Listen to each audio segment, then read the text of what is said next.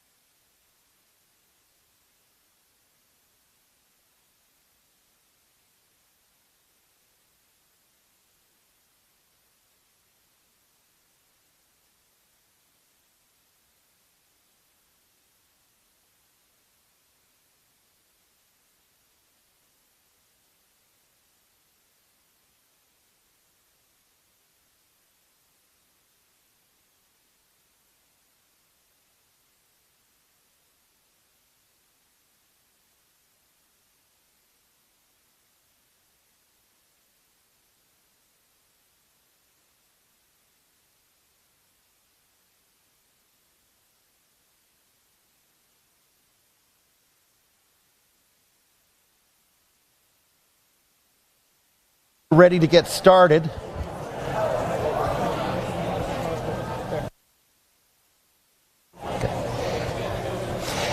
Welcome to the first Meet the Candidates Forum.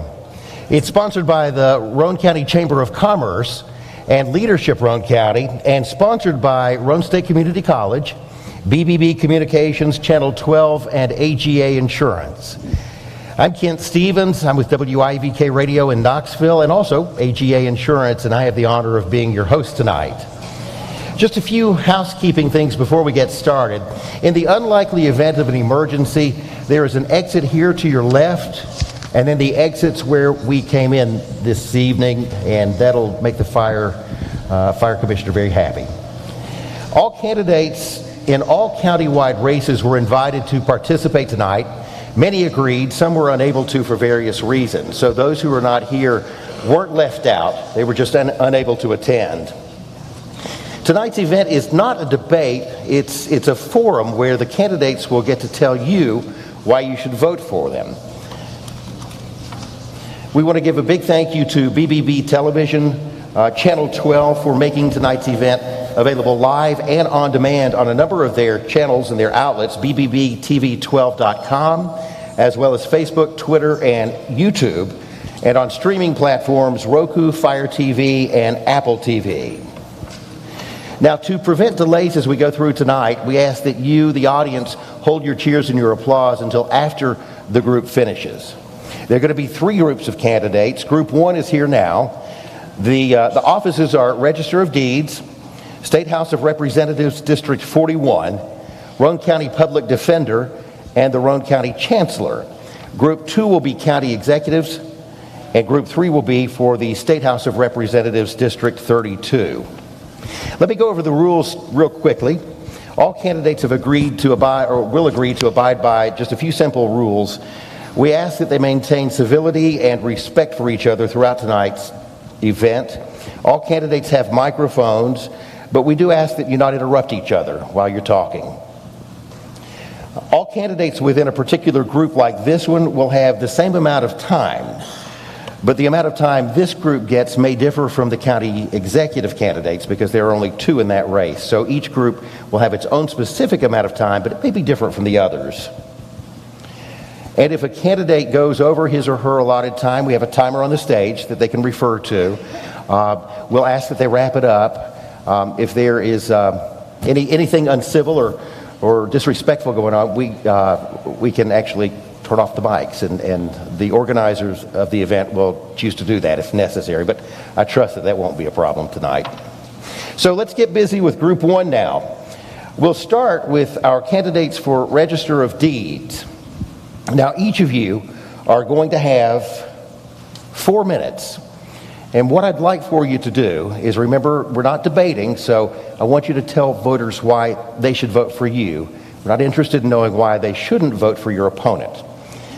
Does everybody on stage agree to these rules? Okay.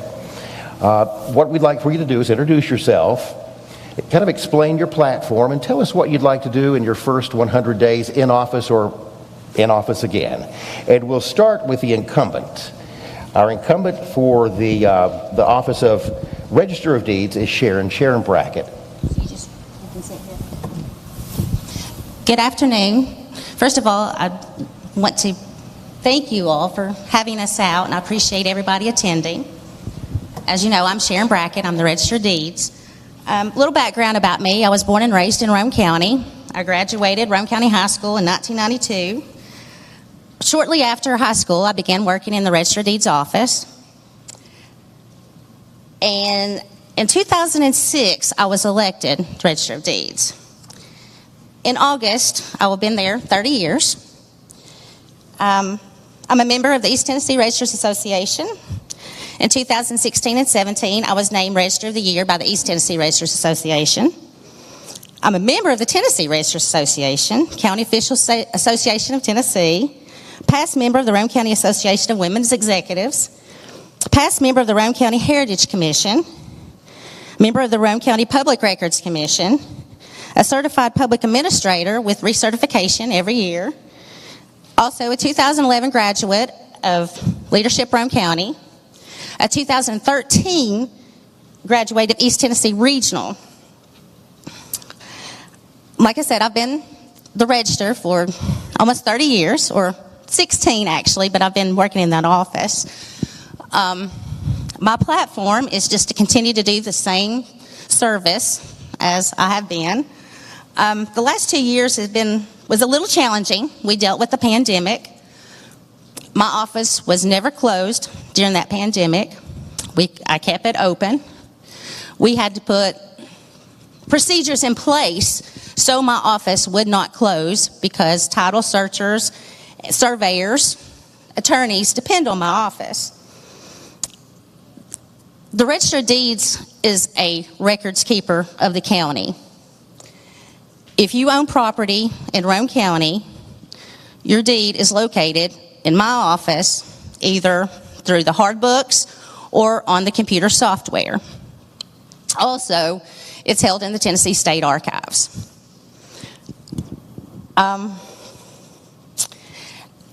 During this pandemic, we had to learn remote notaries. How do you do things online to keep from face-to-face contact? We dealt with a lot of challenging issues, but not one time was my office closed. I was at a seminar this spring, and it was a First American Title Company was there, and he made this quote that the American economy is based on private ownership of real property. I had to think about that for a while, and it makes sense. He called us the registers as the gatekeepers of the county. If my office does not work accurately, nothing works. There could be no houses sold. Your mortgages, you would not be able to buy a house. One of the things that I'm proud of that I put in place last July, and I will have flyers if anybody's interested, is the fraud alert. Everybody is concerned about fraud, and I have put in place, it's no cost. You go to the Roane County website, go to Register of Deeds, find my name, and there'll be a blue button that says fraud alert. You go in, put your email address, and anytime we record something, you will get an email. If you have any questions later, I'll be glad to talk to you. You're welcome to come in my office. I would love to meet you, and I would just appreciate your vote. Thank you. And Sharon's competitor, the competitor this year is Michael Elmore. Michael, you have 4 minutes. I'm 45 years old. I graduated high school in Roane County in 1997. I graduated from Roane State Community College in 1999 with a secondary education degree. I presently work for Lowe's for 14 years, and I helped the Roane State men's and women's basketball team for 24 years. I want to help the community as much as I can in the county.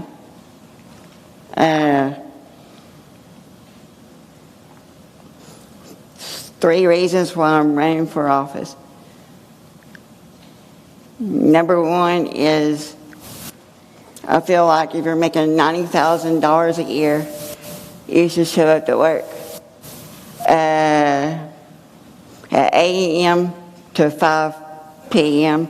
and be there for the county citizens and the county voters and the taxpayers. And another reason I'm running is there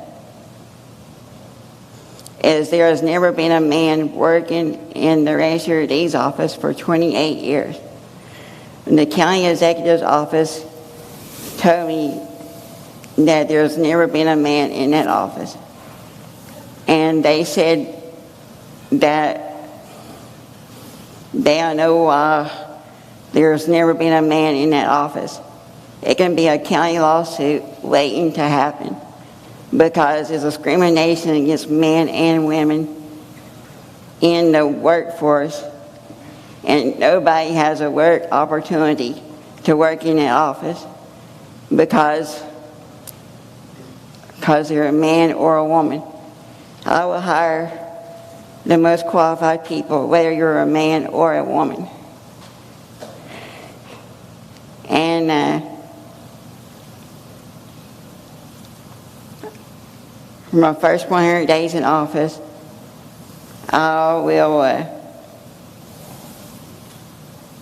will be with us, go for state training, make sure my office staff goes for state training, and I'll be happy aware the state provides for me and my staff to learn in that office. And I think my time's almost up, but I'm a Christian man, honest person, and I want to do what's best for the county, no matter what it is. And I want to make sure that I'm there from 8 a.m. to 5 p.m. for my employees and for the county. I do not want anybody to feel neglected while I'm there at work. And that's just something that's not happening right now in the county. It's most of county officials is not there for the public and not there for the taxpayers. There's just nobody there in the office. Like, I've been there some mornings at 10:30 in the morning and there's nobody there. I just don't like it. And I don't think the county appreciates this. And if I was a citizen and a taxpayer in the county, I wouldn't appreciate this at all. And if elected, I promise I will be there. And God bless. I want what's best for the county.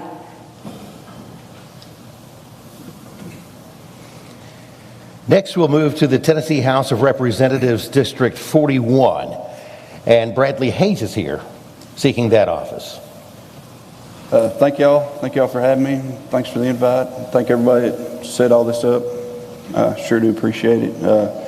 My name is Bradley Hayes. I'm running for state representative of the 41st District, which is a small corner of the northeast of Roane County, basically the Oliver Springs community.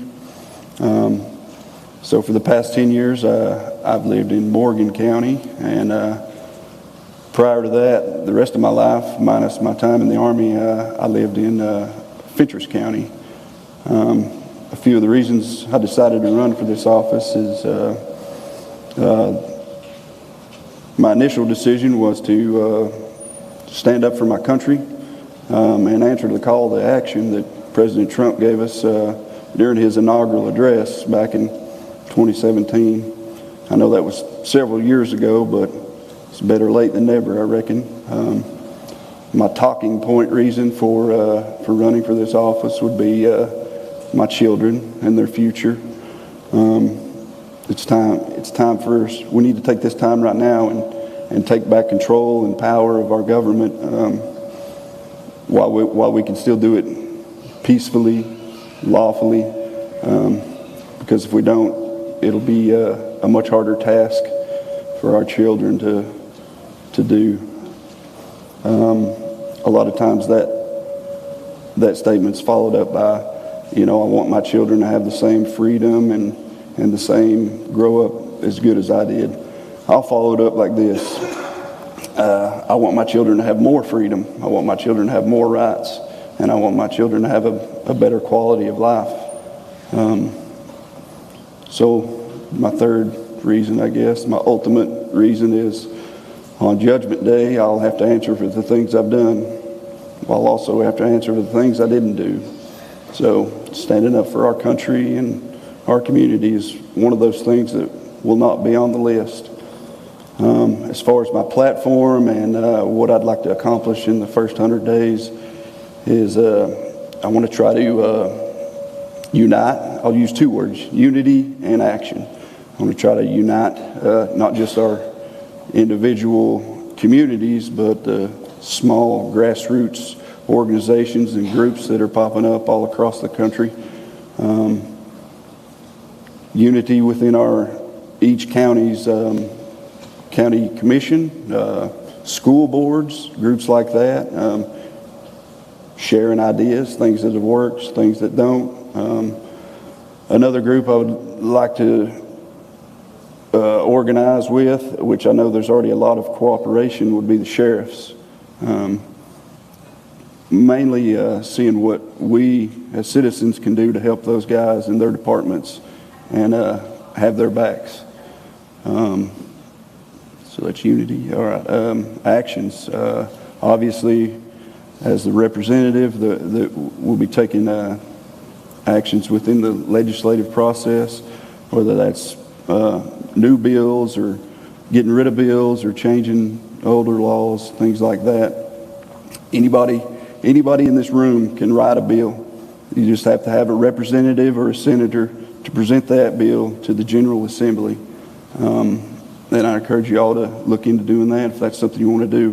We don't need to sit around and wait for lobbyists and special interest people to be writing our laws. So I'm about out of time. I'd like to ask y'all two things. First, and most important, I'll ask for y'all's prayer. And second, if you're willing and able, I'll ask for your vote. Thank you. The next candidate would have been Roane County Public Defender. Kim Nelson was unable to come. She was on the agenda for tonight. So that's actually going to leave us with a little bit of extra time. And before we go to the Chancellor, I just wanted to make sure, do you two need more time?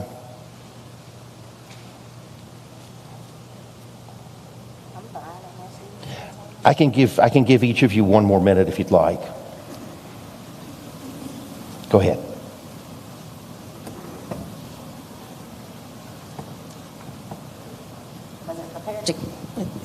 Is it still? Okay.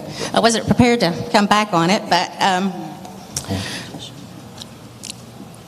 so I have, about the Register of Deeds office, I have a great staff. I have a staff of 3 full-time employees. One of my ladies have been there 15 years.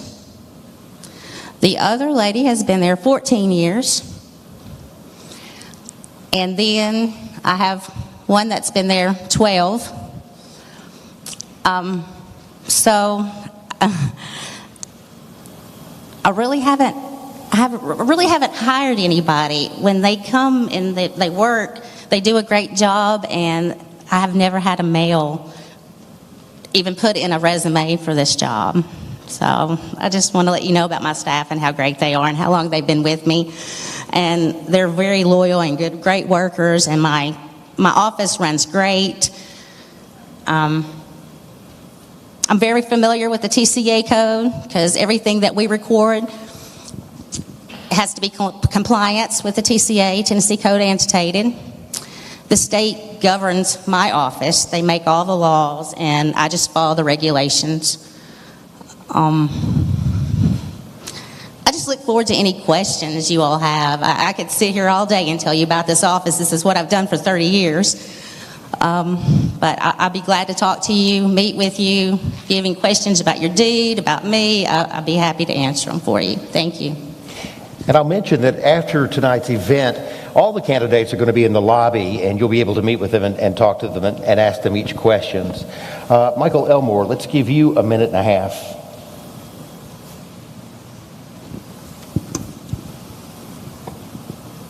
So, okay. If you have a lien on your property, you have a piece of property, and you want to go to the Register of Deeds office and ask if there's a lien on your property, they will tell you that you need a title search because they think it's a part of a title search, but it's just asking for a lien on your property. All the other counties surrounding us, they will give you the lien on that property if you ask if there is a lien on that property. It's part of a public records. And you can ask for it, and it should be on the computer system in that office. all the counties surrounding us has it on their computer system. And to pay for a title search, you have to pay like $500 to $1,000 to a lawyer.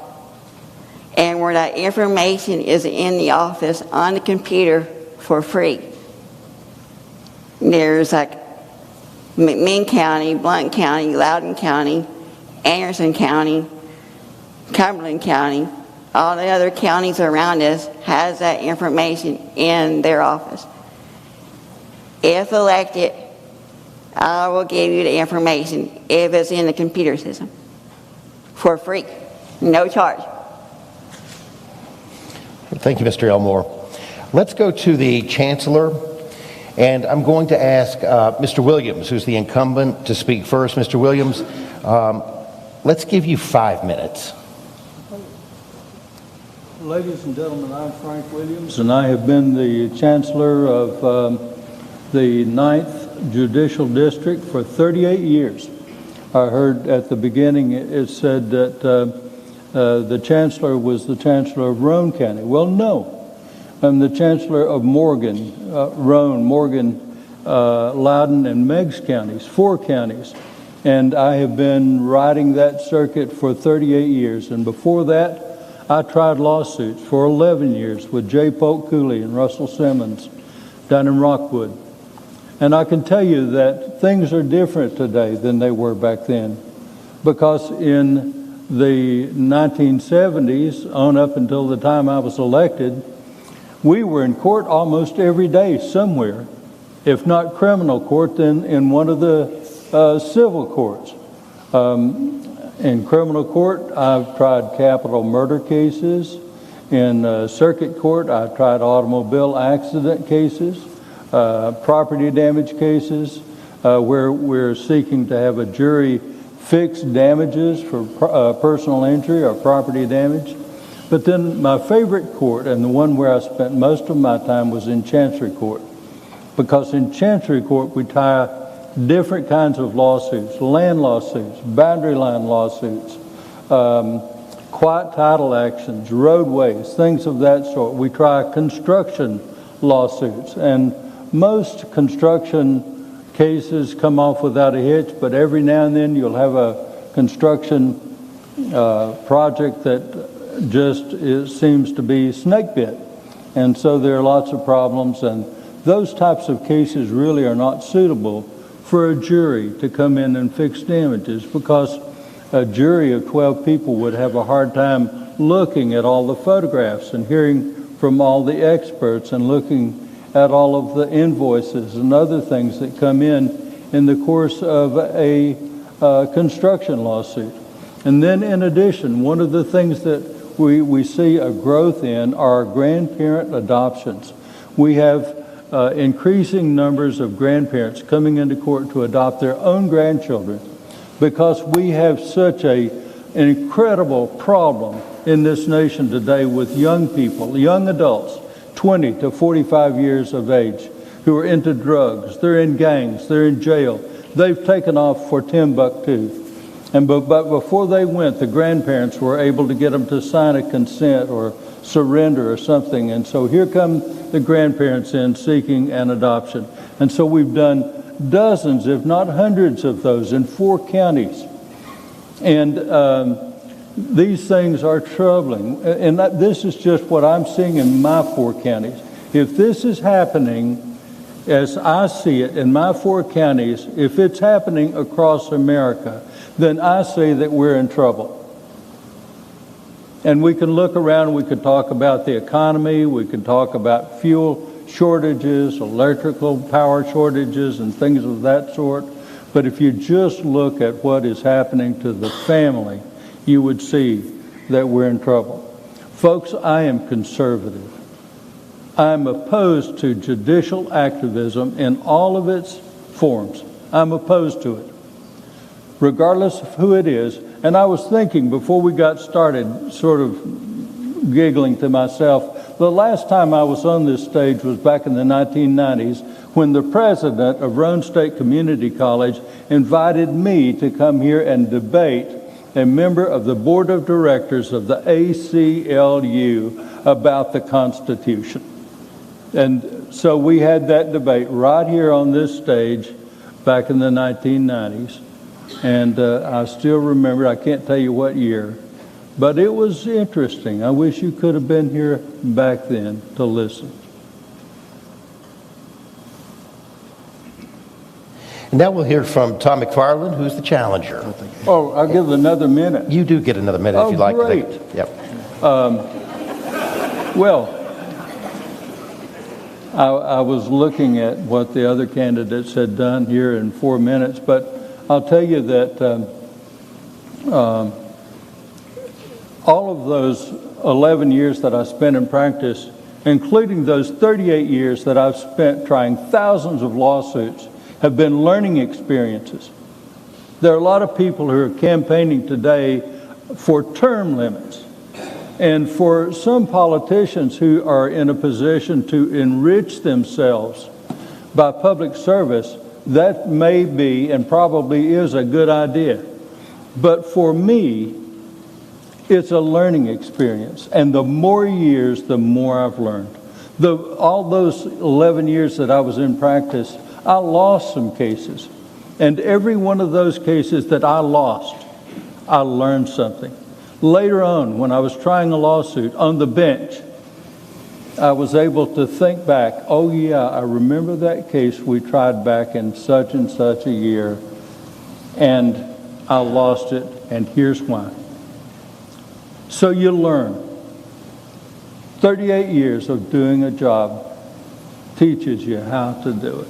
And so, and now, is this clock right? Yeah, Am I still good? No, you've got it. Okay, well, they've got me good and confused right now, but I'm going to go till it's down to zero here, and then he can either stop me or somebody can throw We actually do something need to at me. stop you because we've gone a minute and a half now. A minute and a half? Yeah. So. Well, it says 2:23, but Well, we started at 4.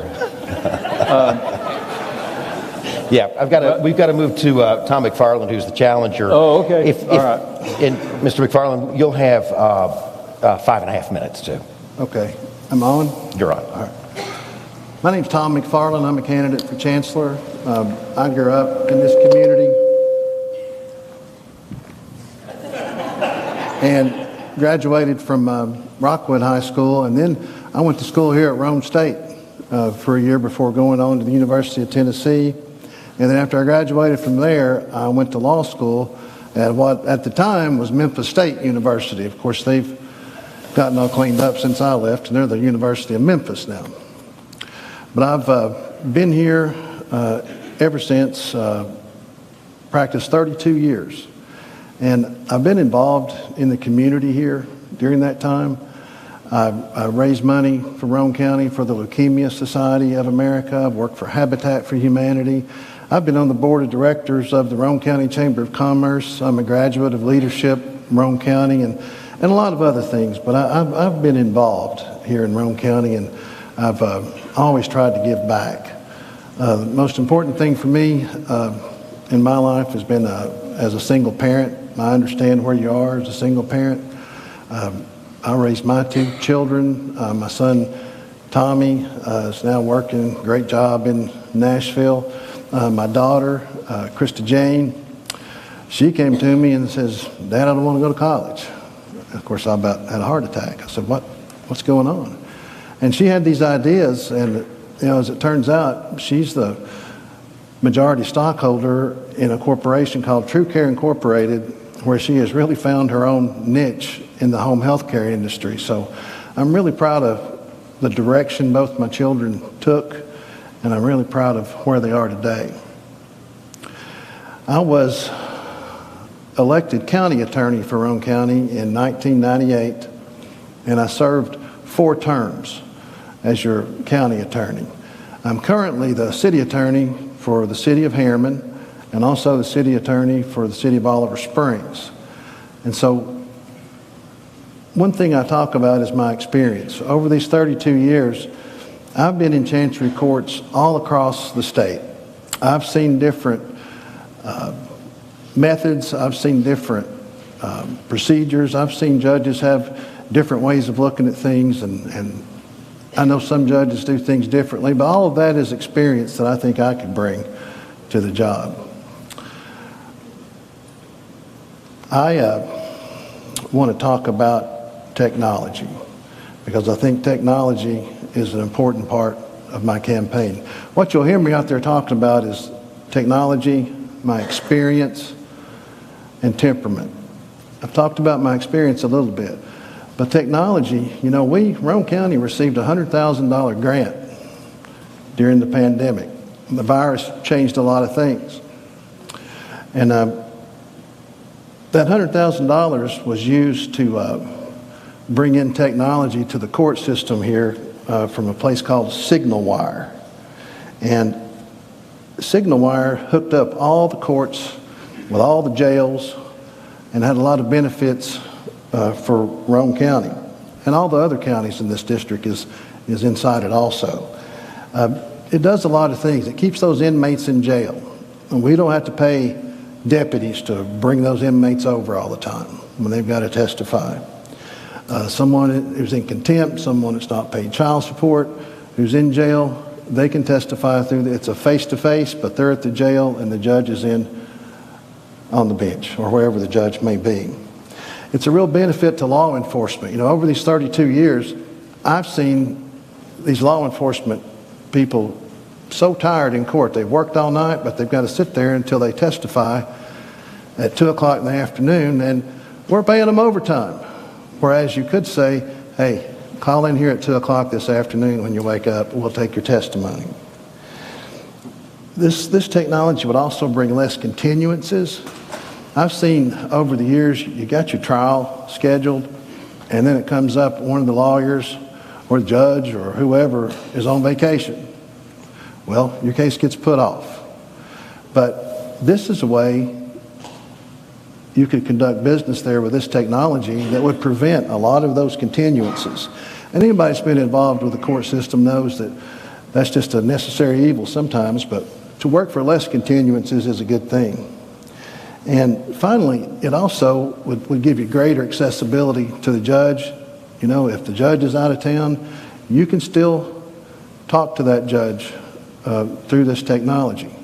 But the problem with the technology, it's in every jail in our 4 counties. It's in every courtroom in our 4 counties, except Chancery Court. Chancery Court does not have this technology. I will bring it on the first day. Well, I guess we're going to talk about the first 100 days. That's what I would be working on. You know, there was another grant we received just where there would be monitors. It's so confusing when you walk in there. But the monitor would show what court you're in and show the docket where you're supposed to go. That was, again, accepted by all the courts except for Chancery Court. And when I talk about technology, those are the kind of things that I'm going to bring into Chancery Court. I'm going to bring Chancery Court into the 21st century. Thanks. All right, I'd like to thank all of the candidates in Group 1, Register of Deeds, Sharon Brackett, the incumbent, and Michael Elmore, the challenger. House of Representatives, District 41, Bradley Hayes, and our 2 candidates for Chancellor, the incumbent, Frank Williams, and Tom McFarlane, the challenger. Would you show them your appreciation?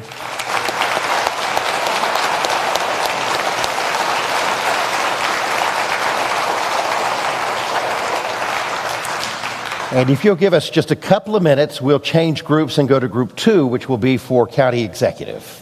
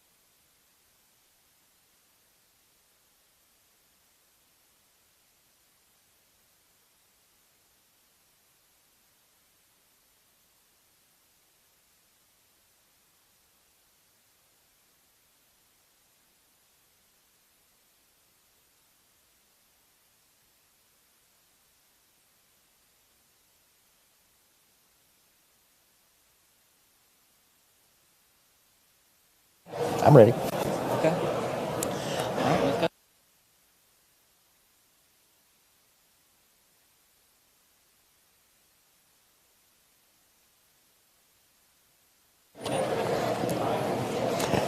We'll start now with Group 2, candidates for County Executive, Wayne Best and Wade Creswell.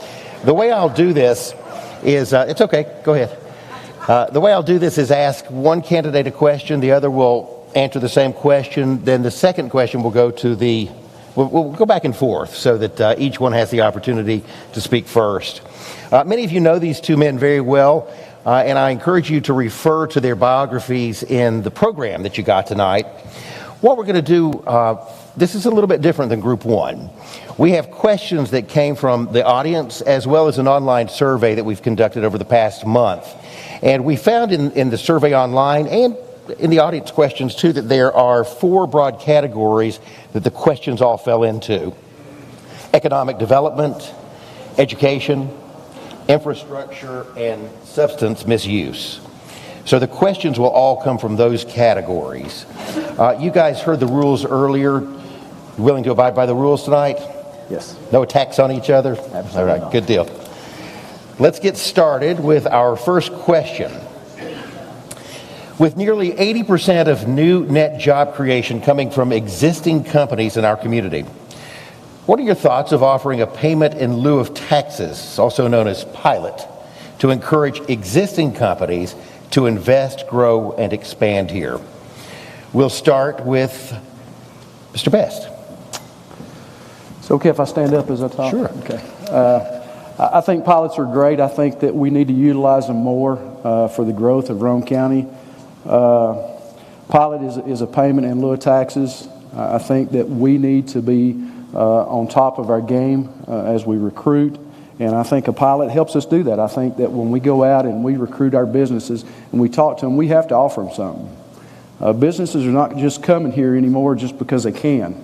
They come because we go and get them, and we sell ourselves by selling what we have. And I think that a pilot will help us. It gives us the tools that we need to work with. As I think about pilots, I think about we've done something similar in the city of Harriman. We worked with a company, to make sure that we got them in Roane County. We worked to make sure we gave them a pilot, which means instead of coming in and let's say their taxes are $100,000 is what their taxes per year is. What we did was we just froze that and gave it as a payment of, let's say, $50,000 for an 8-year period. And what we have to understand in that, a lot of people say, well, we don't need to give. In this day and time, you have to give. You have to give to get. And the jobs that it brings in, I think that the county has a pilot program set up that we use, or IDBG uses it. I think that we use it based off matrix, based off of how many jobs it brings in, how many employers, the wages that they pay. So I think that we must use a pilot. I think that any means to bring business to Roane County, we have to do that. Thank you. Mr. Creswell, same question. Your thoughts on pilot program? Yes, sir. Thank you, Kent. Thank you, Roane Alliance, Roane Chamber Board, Industrial Development Board, Roane County for holding this event tonight. Great turnout. Thank you all for coming out. It's an honor to be here and get to talk to you, tell you a little bit about my story, and to talk about the issues that are important to you that you indicated through this survey. To get right to the point and be specific about this particular question, for almost 5 years I served as the president and CEO of the Roane Alliance and served as in that role you're the chief economic developer for the county. A payment in lieu of taxes is an instrument that communities use to incentivize companies so that when they apply their business model to all of the sites that they're looking at locating throughout the country or region or wherever they're looking, they put those variables through their business model, and the site that shows them where they're going to be the most profitable is usually the site that they choose. And if you're a community that doesn't offer a tax incentive package like a pilot, another one is a tax incremental financing, a TIF, is another very common tool that we haven't ever used in Roane County, but what we should consider. Other communities do it. If you don't have those tools in your toolbox, you will never be considered for a project, because that business model is going to show that they can be more profitable somewhere else. So to answer the question is, you have to have every tool available to you to be able to even be in the game to recruit companies to locate to your community. Now, that doesn't mean that tax incentives apply to every project. As Mayor Best said, there are certain parameters that you apply to any project, and that's the number of jobs they're going to create, how much money they're going to spend on building the building. You can build whatever you want into those parameters. We rewrote the pilot agreement with the City of Oak Ridge and with ACEDA, which is the Anderson County Economic Development Agency, because Oak Ridge has industrial sites in Roane County and Anderson County. So you couldn't have any disagreement if let's say, for example, Oak Ridge is recruiting a company to locate at Horizon Center off of Gullahar Road. Well, if they had a pilot agreement that disagreed with the Roane County pilot agreement, which actually happened at one time, then you've got a conflict that you've got to untangle, and that's a real mess. So we rewrote that agreement so that all three of those are in line with each other, and creates a more fluid situation when you're recruiting companies so that there's not any conflict. So the short answer is yes, we absolutely have to have them, and it gives us a level playing field when you're competing with other communities. Thank you. And I'll ask the audience, let's abide by the same practice in this one. Let's hold our applause until the end to save time. Question number 2, we'll start with Mr. Creswell. How can our government, we're on the campus of Roane State, how can our government work closely with colleges, technical colleges, and workforce development organizations to better prepare our communities for the workforce skills needed to attract organizations with high-quality jobs to our community? Right, thank you. We are incredibly blessed in Roane County in ways that not many communities are, to have both a TCAT and a community college that's so invested in our local community and so engaged with the local school system. The Roane Chamber Board has 3 permanent positions on it: the director of Roane County Schools, the president of TCAT Harriman, and the president of Roane State Community College.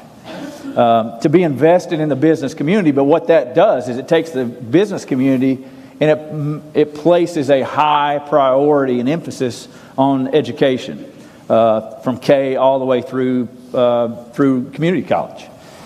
So we're not only blessed to have these in Roane County and to have them so engaged in our community, but we're also blessed with exceptional leadership at every level. To have Dr. Whaley, to have Dennis Turpin, and to now have Russell Jenkins in those roles, people who know our community so well, who are invested in it personally, and engaged and committed to working together, creates a unique opportunity so that our government officials can also have the opportunity to engage in that process, to place a great priority on the importance of education in everything that we're going to talk about tonight. Education is going to be a bedrock foundation for everything that we're going to talk about. So I would say we are blessed to have what we have. I think that the level of engagement is incredible right now, and it just puts us in a situation where we continue to build off of that. Thank you. Mr. Best. I think that us as a county government, we must work with our school systems, our colleges, with TCAP, and we are blessed. Roane County is blessed to have Roane State Community College, TCAP, the people that's in charge of them, as Mr. Creswell said. I think that we are working right now. I think that Roane County has come a long way in the last 5 years in building that gap that we've missed for so long out in the employment world. I think that middle college is helping some of that. I think dual enrollment is helping some of that. Middle college is when you're become a junior in high school, if you want to go to college, you go to college. As a junior, you stay 2 years, you graduate with your degree plus your associate's degree from college. I think that's a great thing. I think that's preparing our young people. I also think that dual enrollment is basically the same thing. You go to your junior year, you decide you want to stay in high school, you don't want to take college, but you want to go to TCAP. You want to learn a trade.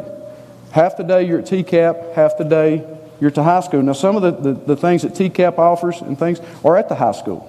So I think that we work with them and we support them From a government, we support them. We help them because we understand that, you know, I say this all the time. The kids are not so much our future. We always hear that. We hear that our children's our future. They're our working tomorrow. Folks, they're our today. If we don't train them today, and we don't help them today, and we don't support them today, forget tomorrow. So we've got to get involved today. We can sit on the back row all we want to and talk about it, and we're going to do this and we're going to do that. We've got to get in and support them. We've got to be leaders. We've got to be role models that they look up to. And to be those role models, we need to be a part of it. We need to be standing hand in hand with our colleges, with TCAP, with our schools, showing that we're there to support them. Thank you. Mr. Beth, this next question will also be from you. This comes actually from the audience, and then I'm going to add just a little bit to it. Would you be willing to tour the schools and listen to concerns?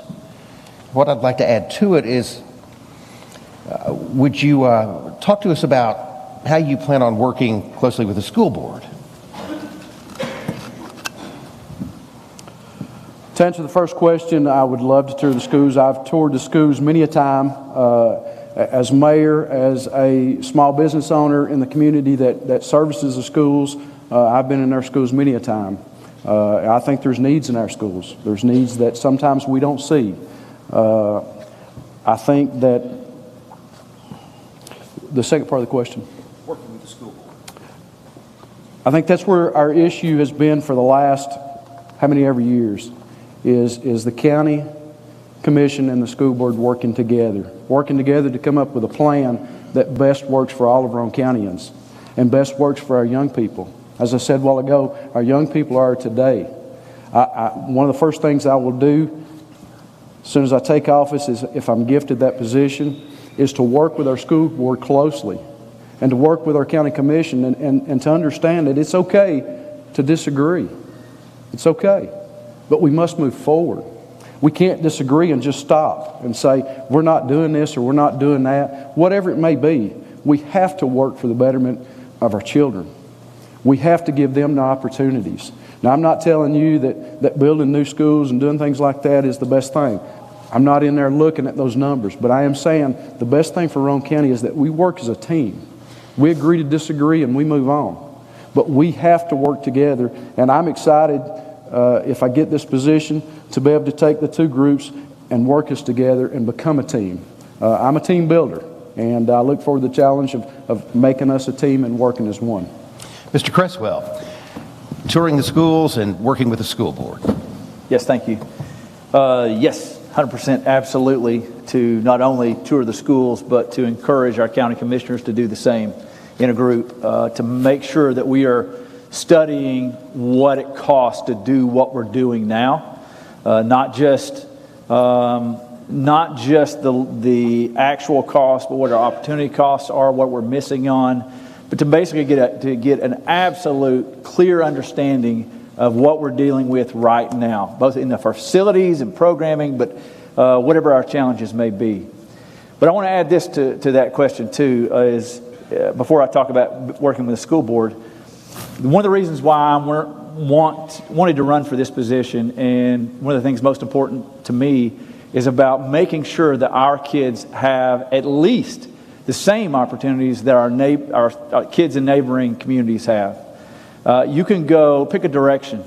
You want to go north to Oak Ridge High School or Anderson County High School, there are opportunities there that our kids don't have. You want to go east, we can go to Lenore City High School, the closest next one. There are opportunities there that our kids don't have. If we go south, we can go to Ray Central High School. There are opportunities there that our kids don't have. And then you can go west to the next closest school, Stone Memorial High School. There are opportunities there that our kids don't have. I've got a rising freshman who's sitting back there in the back.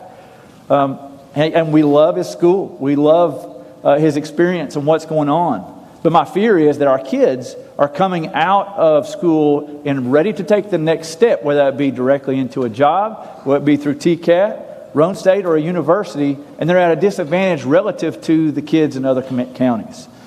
Whatever the model is chosen by the school board when that time comes, I want to make sure that we have the same opportunities that kids in other counties have. Regarding working with the school board, Now, I've had an opportunity to work closely with the school board in my role, particularly when I was at the Roane Alliance.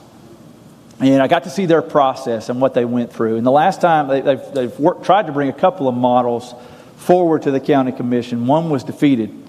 And then I think the second one wasn't clear all the way brought forward. But anyway, the school board's been dealing in a situation where they're kind of flying blind. And it's nobody's fault, really.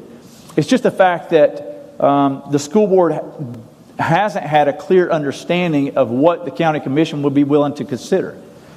So what that means is, if we're really going to start this process and determine what our needs are and help address those as a community and get with buy-in across the community, it's got to start at the county commission. The commission's going to have to provide the parameters, meaning what the commission absolutely has to have in any model that's brought forward and what the commission absolutely cannot have in any plan that's brought forward. So that then that can be presented to the school board, and then you've got parameters to work with. And if that's done with an agreement between the two, saying, okay, if you do that, bring a plan forward that has all of this and none of this, whatever that may be, then we'll consider it. That'll be an open door to a dialogue that has not existed before. What that requires is somebody to work with commission to help find common ground and establish consensus so those parameters can be established. That's a role I want to play as county executive. It's not up to the county executive to decide what the school situation is going to look like going down the road. It can be that person's role to help be a mediator, to help to provide leadership and direction that gets us to a situation where that dialogue is happening openly and in a healthy way for all of us. That's what I'd like to do to work with the school board. Thank you. The next question has to do with infrastructure, and we'll start with you, Mr. Creswell, on this one. On November 15th, 2021, the Infrastructure Investment and Jobs Act, IIJA, also known as the Bipartisan Infrastructure Law, or bill, was signed into law. It authorizes $1.2 trillion for transportation and infrastructure spending. Funding from the IIJA is expansive in its reach, addressing energy and power infrastructure, access to broadband internet, water infrastructure, and more. As the implementation gets underway, how will you prioritize our community capital needs and develop a project pipeline, and how will you work with the Commission on this plan? Thank you. I think there's a great parallel here. You got to go back to 2008 to the Kingston ash bill. And in 2 to 3 years after that, TVA said, here's a pot of money, $43 million, as a settlement. And basically, here's your money. And at the time, we weren't ready. We weren't ready as a community to know what to do with those funds. There had been no long-term plan to say, look, if there's an influx of cash at any certain time, or if our revenue improves drastically, what were our highest priority needs at the time? And what happened was we ended up splitting that money up in the communities based on what they came up with at the time. They were very active instead of being forward-thinking and focusing on strategic long-term planning ahead of time. So now here we are in a similar situation where we're about to see this pot of money, this influx of cash. But there's not a plan to say, here are our highest priority needs, and here's how we want to address them. That's the solution. We have to start working together as the county executive and the commission, representing all of our communities to say, studying, first of all, where we are, to know exactly, have a clear picture of what everything that we're doing, all the facilities that we have are costing us right now. Who do we want to be and where do we want to be 5, 10, 15, 20, 30 years down the road? What do we want to look like as a community? What's going to be the most important thing to us? Where do we want to grow? Where do we not want to grow? Where do we want to invest in infrastructure or not? So when we have that plan, then when it comes time and an influx of cash comes in here for whatever reason it may be, this will happen again for other reasons, then we'll have a plan for exactly how to spend that money and what our highest priorities are. So to begin that process now, and to place a great, a priority with commission, working hand in hand with commission to do that, plan the work and then work the plan. I think that's what we should do as soon as we possibly can. Mr. Best, the question was long. Would you like me to repeat it? No, thank you. Okay. I'd like to say first, I hope that since this plan was put into effect September of 2021, that our county executive and our county commission is already putting a plan into place. That when the new county executive goes in and the new county commissioners go in, we will start working on that plan. I know from the city of Harriman, we've already started working on it. We're working on it with our utility company. We're working on it with our street department, looking at our bridge, our roads, our things that we need. As Mr. Creswell said, I think you have to have a plan. I think a lot of times we get caught up without a plan. One of the most important things that I think that a county has to have is a plan going forward. A plan as to where we're going, how we're getting there, and how quick we're going to make it happen. And I think that's what we're missing. I think there's a lot of money coming down the pipeline, $1.2 trillion. Looking, as we've been searching it and looking at it from the city level, there's a lot of money going to be hitting the state of Tennessee. The state of Tennessee could get more money than a lot of the other states because we have a lot more needs. But we've got to put the plan into place. When they come in and they hand you that money, they want to see that plan. They're not just going to come in and say, okay, here's you $50 million, do with it what you want. They're looking at your plan. You're applying for this. This is not free money that we've been getting. This is money that we apply for based on the needs that we have. And Roane County has a lot of needs. One of the first things that I will do is look at the plan I hope that we're already working on, and then I'll meet with our department heads and figure out what we need. One of the most important things we must do also is listen. Listen to the people. Listen to what we need in Roane County. Look and take care of those needs. As he said, the TVA funds, we got $44 million, and boom, it's spent here because we didn't have a plan. We've got some great things out of it. I'm not going to say we haven't. We've got great things out of it.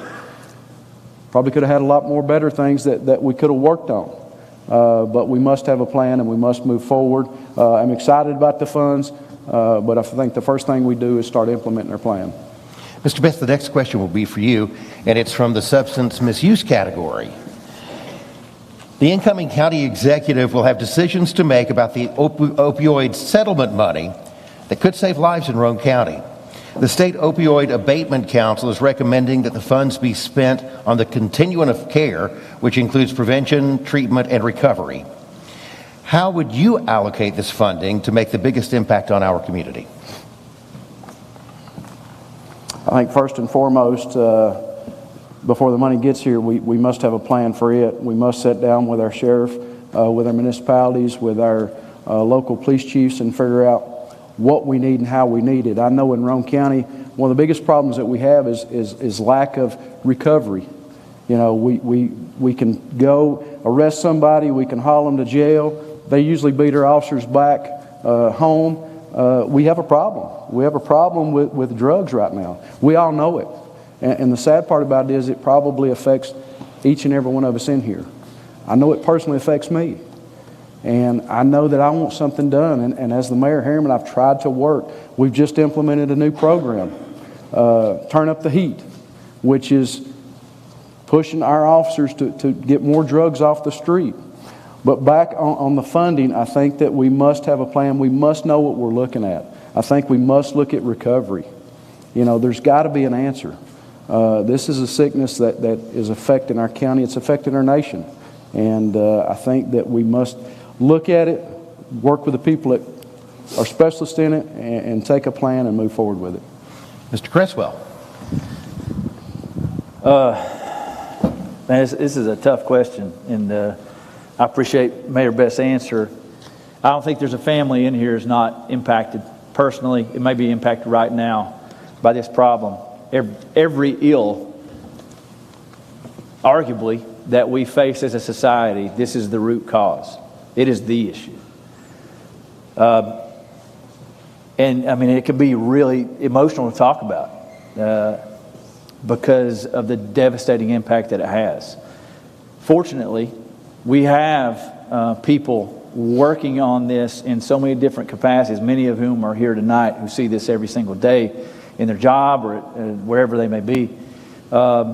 Everything from prevention to recovery, with the judicial system, law enforcement in between. So many people working to make a dent in this issue. I think in developing a plan, I couldn't agree more that we have to plan with the best way. I mean, we just said it. If we're going to have an influx of cash, we need to decide what are our highest priorities. What's our current assessment? What's working? What's not? What's our best return on investment for how our funds are spent?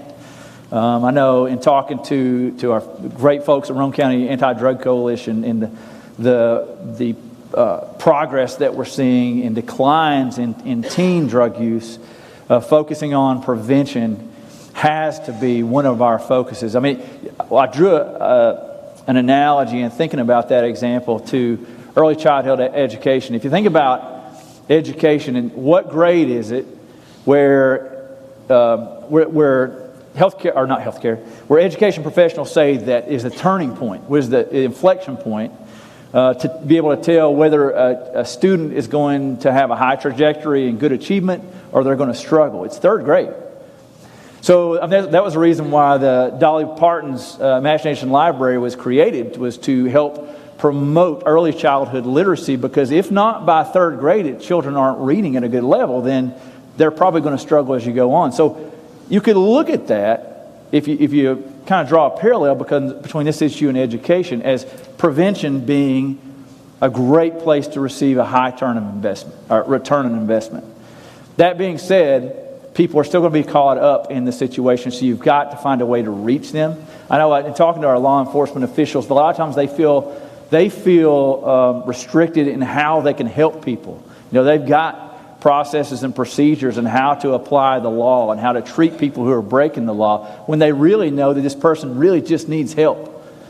And sending them right back to jail every single time in this cycle isn't helpful. Thankfully, we got great programming in our jail. What Sheriff Stockton's doing through programming in the jail to help reduce recidivism and break drug addiction in the jail programs. And then you've got Drug Recovery Court, which is an incredible program to help break the cycle for those very fortunate few who are chosen to do that. So there's many pieces of this puzzle, and I think it's going to take all of us. I've mentioned just a few agencies and a few folks who are working on it now, but the truth of the matter is, we're not going to make a dent in this issue until every single one of us is willing to get in the ditch with people who we know who are going through it. I see faces in the audience right now who I know have been in the ditch with people who are in it right now, trying to help them break that cycle of addiction. And it's the hardest thing you'll probably ever do in your life, but that's really what it's going to take for us to overcome this. I'd love to provide leadership in that area, help as a county executive, help define what that plan looks like, but more than anything, I'd be passionate about bringing people together to help make sure that this is a priority for every single one of us, because that's what it's going to take for us to really reduce it in our community. And the next question will also be for you, Mr. Creswell. I want to go back to the schools category. One of the biggest stories in the news is school violence, teachers and students.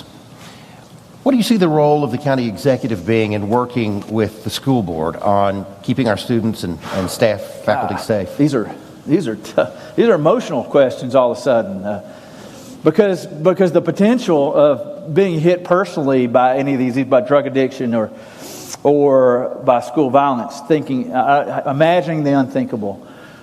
So I mentioned I've got a rising freshman, and he's going to be in high school. Roane County Schools, I know Harriman City Schools built Harriman High School since then, but Roane County Schools hasn't built a high school since the 1950s. In 1950s, school safety, the way we're having to think about it, wasn't even a concept that you had to think about. People went to school with guns and gun racks in their trucks, and it was okay. You hunted on the way to school. And now the thought, so I can drive into the school parking lot where my son's going to go to school. I know where he's going to take a math class, and I could park and look right in to where he's going to be taking class. And the thought of, what we just saw in Texas happen, and knowing how next to impossible, I would say impossible, but I'll leave a little room. Maybe there's room that we can secure them, but it's hard to imagine that these facilities that weren't built with safety in mind can actually be secured in ways that they need to be now. So when we go back to that facility discussion that we talked about earlier about prioritizing what our needs are as a community, we have to think about school safety in that discussion. I mean, I'm begging you as a dad to place a high priority on that, not necessarily coming at it from even this role, but we got to show leadership and make sure that this is one of the highest priorities when that discussion takes place. For when the school board decides when it's time to bring a new model of education to the county commission, that has got to be an absolute priority. Mr. Best.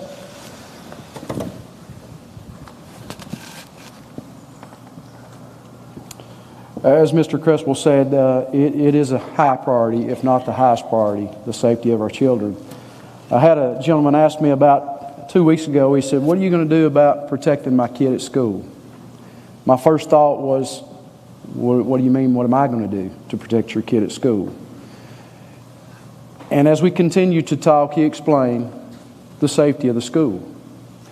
And we all look at it. I have a kid entering the 8th grade. And the concern is, are they safe? I can't always be with them. His mother can't always be with him. We have to depend upon the schools to make sure that they're okay. We have to know in our heart that the schools are doing everything they can. So I started looking into it. I thought, well, I want to make sure. So I reached out to our SOR officers. I reached out to the gentleman that's in charge of them. I said, what are we doing? What are we doing in Roane County to make sure that our children, our most precious asset, is taken care of? They're proposing 5 new SORs in this year's budget, which County Commission is voting on tonight. It has been presented to County Commission. It's passed already their budget committee, so it is being presented before the whole commission tonight. What that does is, I'll use Harriman for an example. Harriman has 3 schools in it: Harriman High School, Harriman Middle School, and Bowers. Harriman Middle School and Harriman High School are basically on the same plat. They're side by side. But what happens with a school resource officer in Harriman, we only have one. Every town has one. We have one that's at Bowers half a day, the middle school part of the day, and at the high school part of the day. So that person roams. What this new proposal does is it puts one officer at the high school and the middle school on the same ground, and it puts an officer at Bowers. And it does that throughout every city inside of our county. Every school district, 5 school districts, it puts an extra officer at each one of them to make sure that our kids are protected. I asked the question, what about metal detectors? You know, have we looked at, and then I understand how hard metal detectors are, and a school had tried it, and he was showing me the scenario. It took them until about 11:40 that afternoon to get everybody in school because of the metal detectors. I understand that. But I think that, that we teach our teachers, and they teach our teachers, side doors, make sure they're shut, make sure they're locked. You can't get inside of a school anymore. If you've been to a school lately and you go over and try to open the door, you don't walk in anymore. You push a button and you go in. So I think our schools, I think our sheriff's department, I think our SORs are working hard to protect our children. There's no guarantees. But I think as government, we give them everything that we can to make sure that they have the tools to protect them.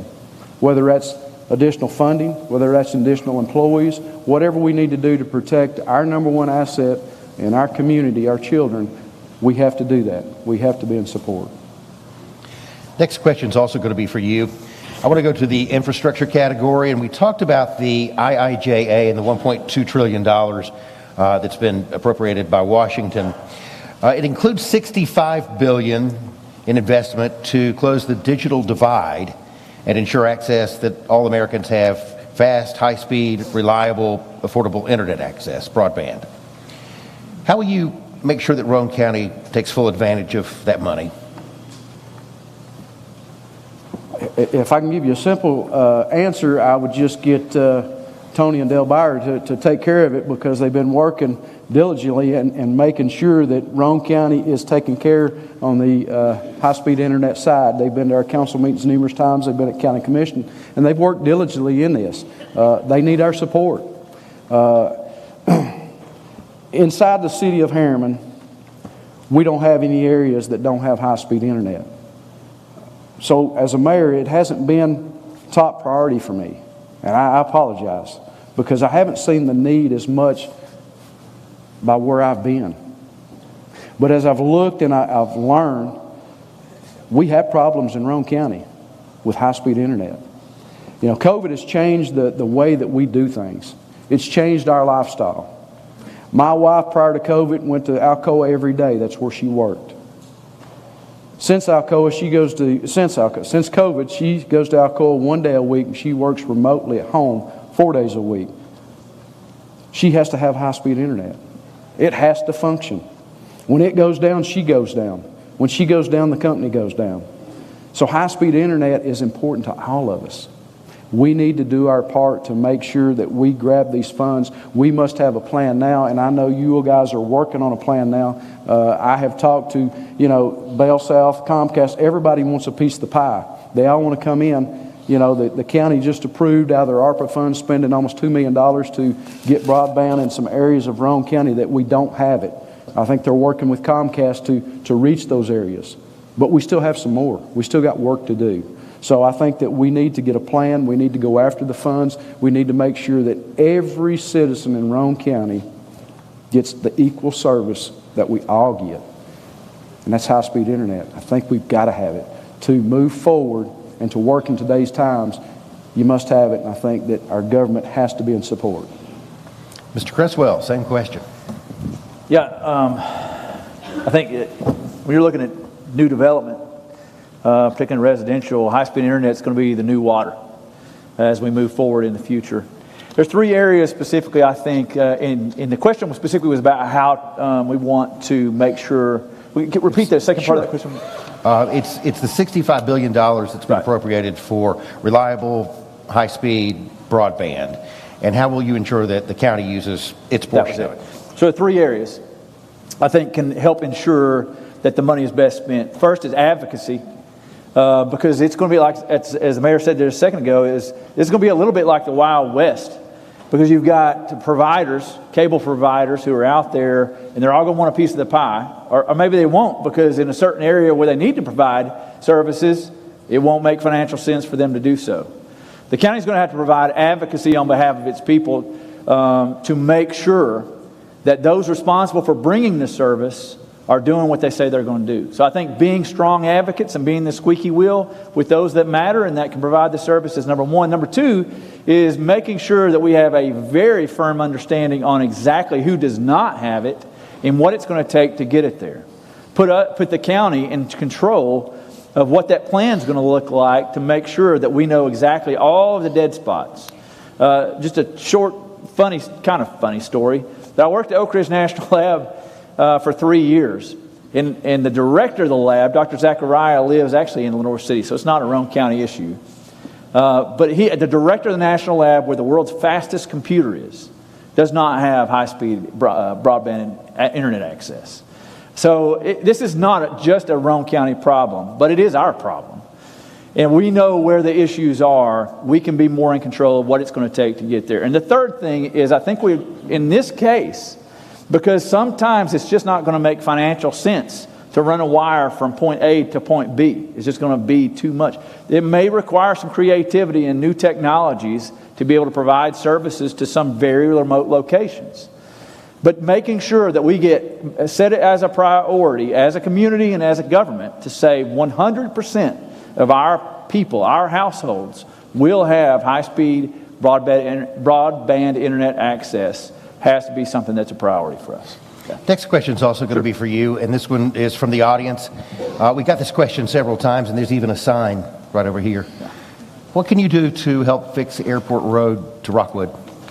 Yeah, we had the opportunity to attend a meeting Saturday afternoon and meet folks from 3 counties, really, who are impacted by the fact that this road is literally falling off the mountain, a road that is a very important thoroughway for work for some people, for shopping for some people, to be able to pay their bills or even take their trash out. We talked to some folks, Mayor Best and I both were there, and we talked to some folks who have to leave Roane County, go into Cumberland County, to come back into Roane County just to take the trash off. So the bottom line is this. We have to find a solution. I don't know what that solution is. What I learned there was how it impacts the people, what the solutions are and what the engineering says and what the possibilities are with the steep terrain coming down the mountain. I have no idea, and I'm not going to begin to say this is what I think we should do. But what I can say is I'm absolutely committed to finding a solution that makes sense for the people that live there, and a solution that makes sense for the rest of the residents for Roane County for what we'll have to invest to make it happen. Hopefully that's going to be state and federal dollars instead of county dollars. Yeah. Mr. Best. As Mr. Creswell said, we had the opportunity to go up Saturday and meet the great people up at Pine Orchard Community Center to talk about Airport Road and what it means to them. And as Mr. Creswell said, we had people from 3 counties there. 3 counties that had concerns about their garbage, how to take it off, concerns about the elders with the medical the problems that they have, getting to the VA clinic, which is down in Rockwood, going and getting groceries, you know. And I said, sit there and listen. I'm not real familiar with Airport Road until just here recently. I've started watching and seeing what's going on. I sat there and I thought, what if this was outside of my house? What if this road was my transportation to what my quality of life is? What if this was me? What if this was my family? And I put myself in your all's place. And I think it's very crucial that we make sure that we find the funding. I hope that county government doesn't have to foot the bill. I hope it is state and federal. We have got state and federal involved. Marcia Blackburn's office was there in attendance. Mr. Yeager said he would do everything he could to help. There's funding there. We heard $1.2 trillion for infrastructure needs of roads, highways, transit, all kind of. The funds are there. Prime example of where we could put the funds. We've got to have a plan. We've got to look at the engineering studies. We've got to make sure that we stand up to make sure the people up on the mountain have a way down.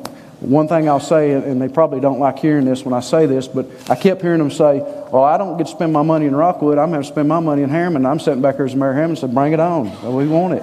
But I understand. Or Crossville. I heard the Crossville part and I didn't say bring it on to that. I didn't like that part. But yes. But it is their quality of life. It's been taken from them. I know that the county has spent a lot of money up on Airport Road. But I also know that when the interstate was put in, Airport Road was pushed aside. And a lot of the problems that we have on Airport Road is because of I-40. We have to take the responsibility and make sure that Airport Road gets back the way it needs to be for the people of the mountain. Thank you for being here. Thank you. So let's put our hands together for our candidates for County Executive, Wayne Best and Wade Creswell. Thank you, gentlemen. Thank you. That's a good job. We're going to get the next group mic'd up, and so if you need to go to the bathroom, stand up and stretch, this would be a good time to do it. And we'll try to get started in about 5 to 7 minutes from now.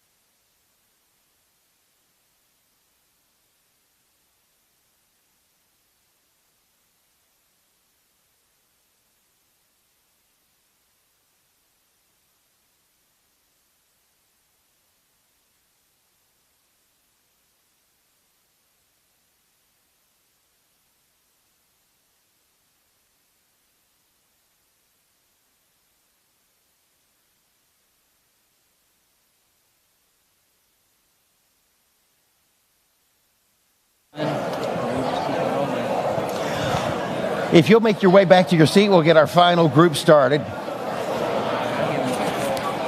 minutes, everybody's talking.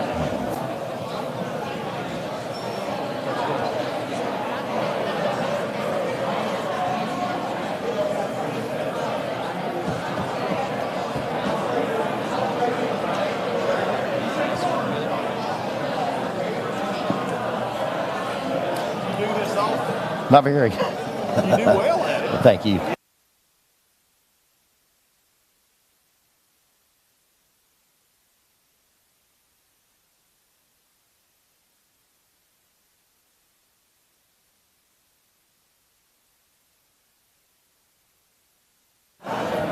Ladies and gentlemen, let's get Group 3 started now. If you'll make your way to your seats. This is for State House of Representatives, District 32. And our candidates, 6 candidates are here tonight. I'm going to introduce them to you. If I can have your attention, please.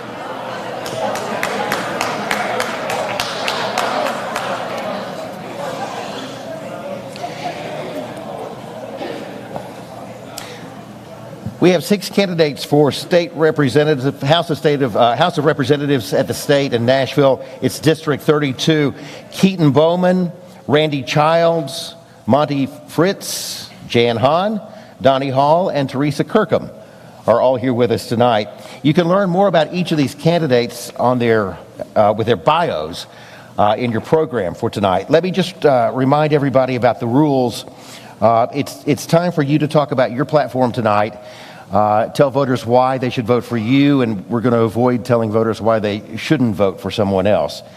Does everybody agree to abide by that? All right, let's get started. And I'll tell you what we'll do.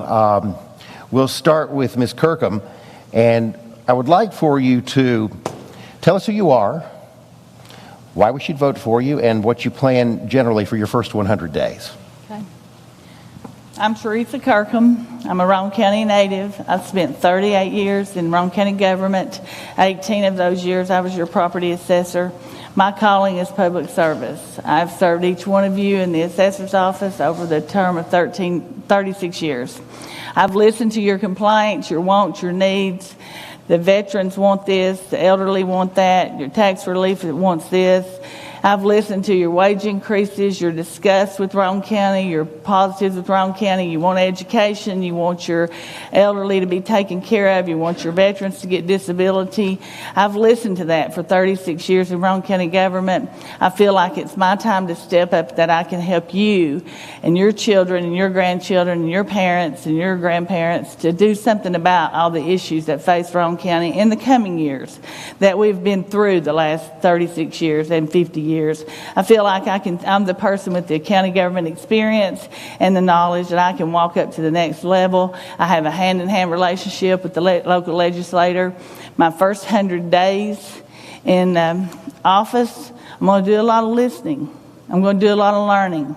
I'm going to collaborate with the surrounding counties and the surrounding legislators. I want to see what's coming back from last year's legislation. I want to see what's going forward. What do you want as my voter? What do you want me to do for you?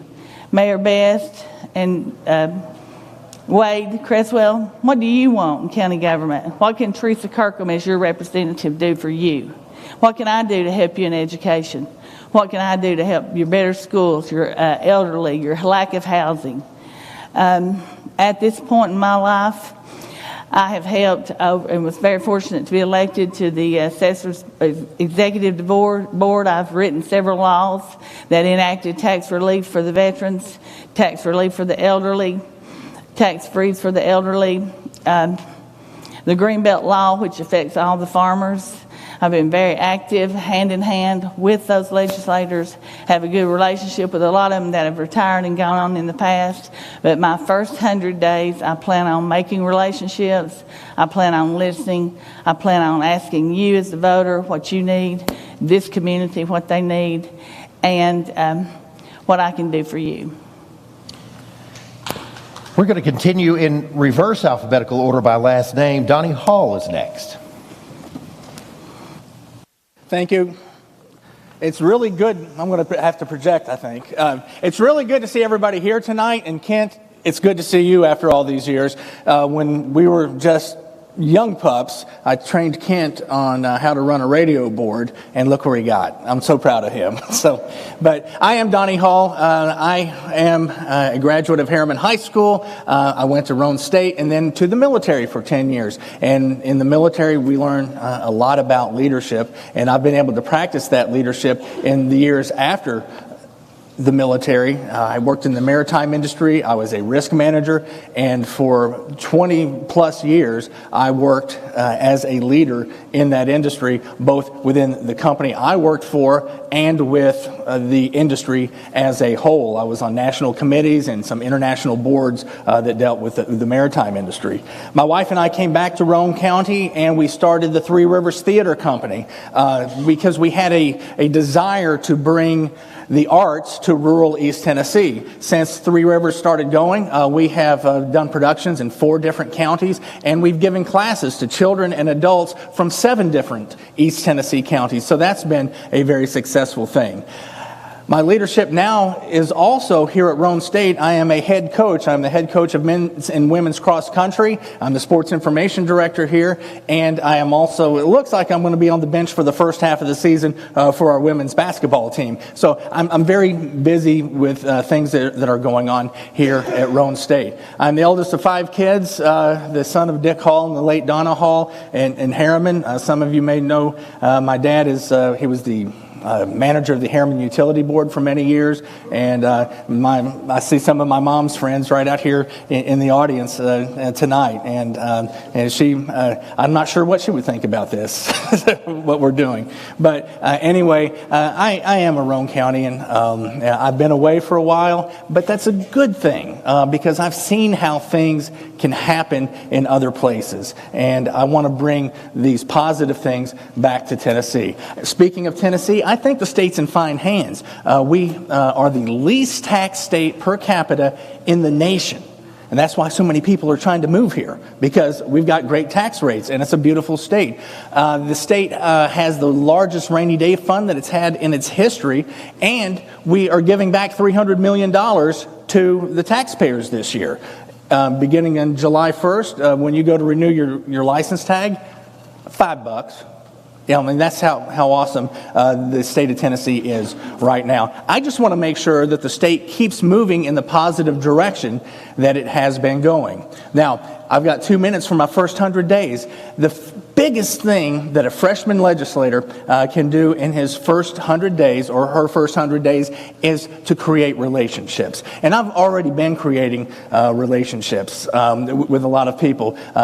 I have a relationship with Representative Whitson from Williamson County. He's a retired colonel, and he's helping me on an issue right now with an active duty military person who can't get his kids in Tennessee, at University of Tennessee, with in-state tuition. So they're helping me with that right now. The House Caucus leader, Representative Faison, is somebody who's been working with me. That's a relationship that's been developing. And for 40 years, I've had a relationship with Senator Ken Yeager, which is a very strong relationship. Some other things I want to talk about. I'm interested in the first 100 days veterans issues, and we just talked about one of those veterans issues. I want to find money for more SROs in our schools, not just here in the 32nd District, but throughout Tennessee. They are greatly needed. And there was some talk about Airport Road. I've been talking to Senator Blackburn's people. They are looking for some money, and I guarantee you, in my first 100 days, I am going to work to find money for us to be able to repair Airport Road. It's a $5 million project. The traffic heat is not that strong on the road, and the county just doesn't have that kind of money to do those repairs. But as your next representative, I will work diligently and make it one of my priorities to help find the money that we need to repair Airport Road. Next, Dr. Jan Hahn.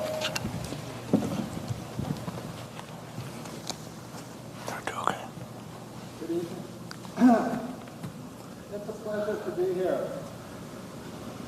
It's an honor to speak at the O'Brien Theater. This theater was dedicated to the late Senator Annabelle Clement O'Brien, the First Lady of Tennessee politics, and my wife's stepmother. For many years, Annabelle and I would have long conversations about politics, and I can only hope that my career is half as illustrious as hers. So what am I going to do in my first 100 days? Well, the first thing I'm going to do is introduce myself to each of my colleagues, because relationships matter. And then, because I'm a physician, I'm going to now tell you some things that will make you uncomfortable.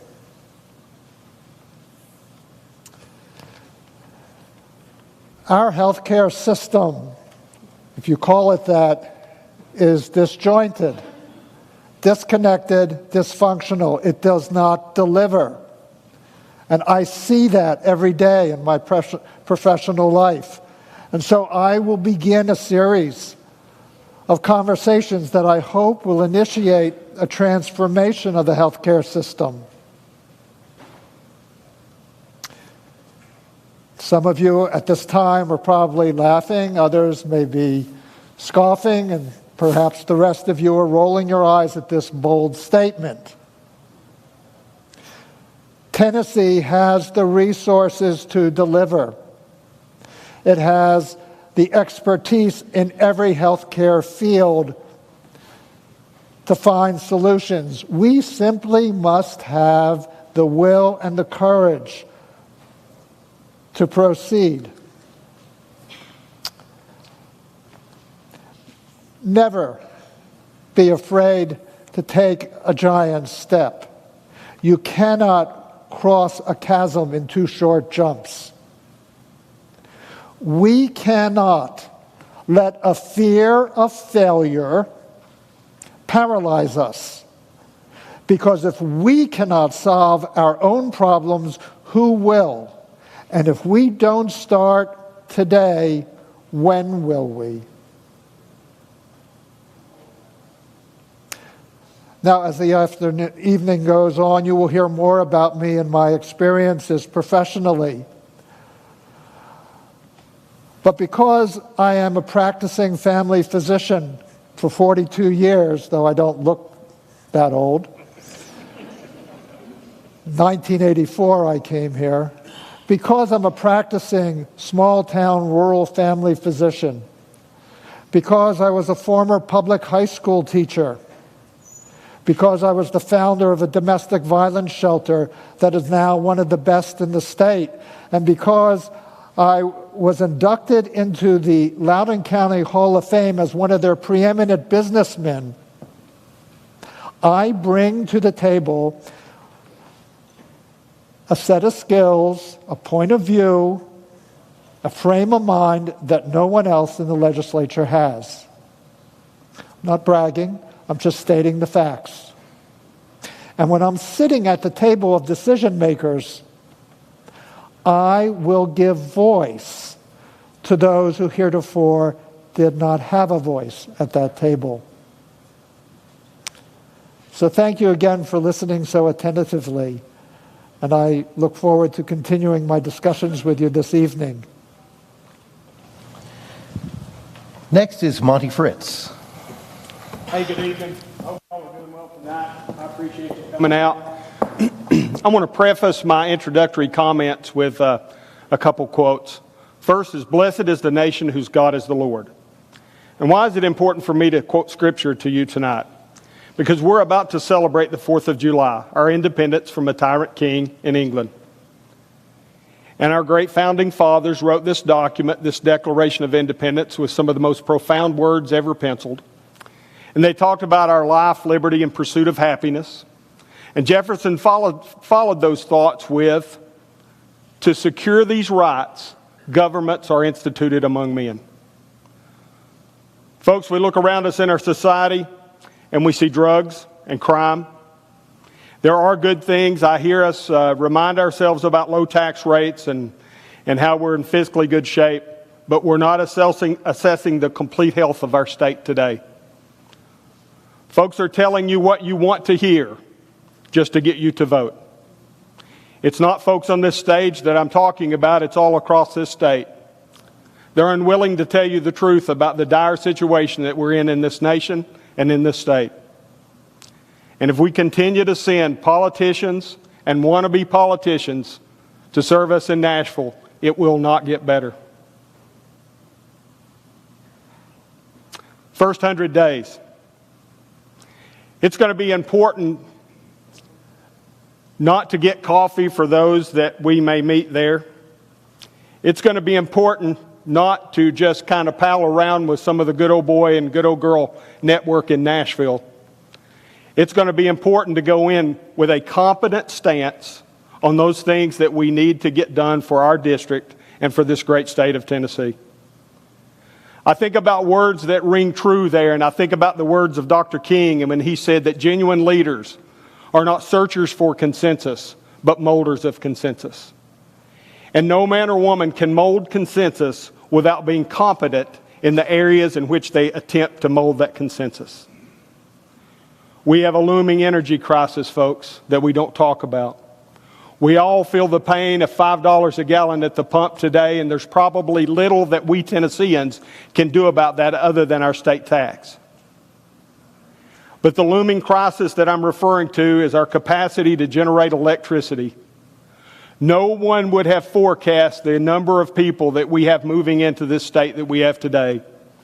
In 2019, Energy News forecast that TVA was going to close the remainder of the fossil fuel Kingston-type plants by 2028.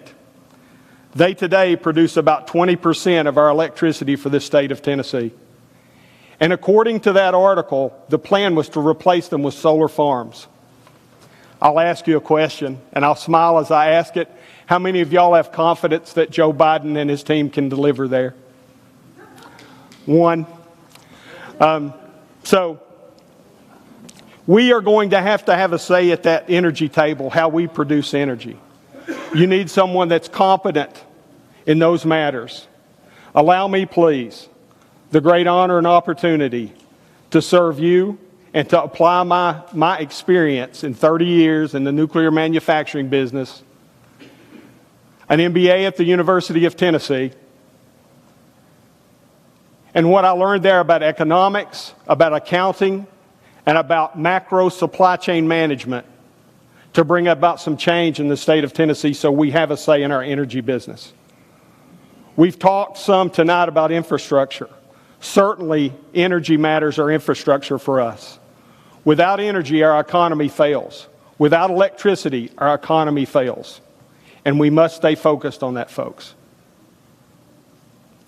As a manager of enriched uranium operations at Y-12 and the director of operations at Nuclear Fuels, I learned how to manage those macro supply chains.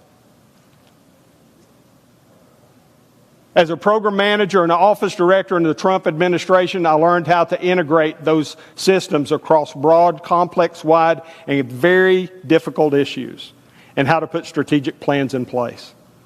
So I'm asking for your opportunity. You give me the opportunity, please, to put that in place for us.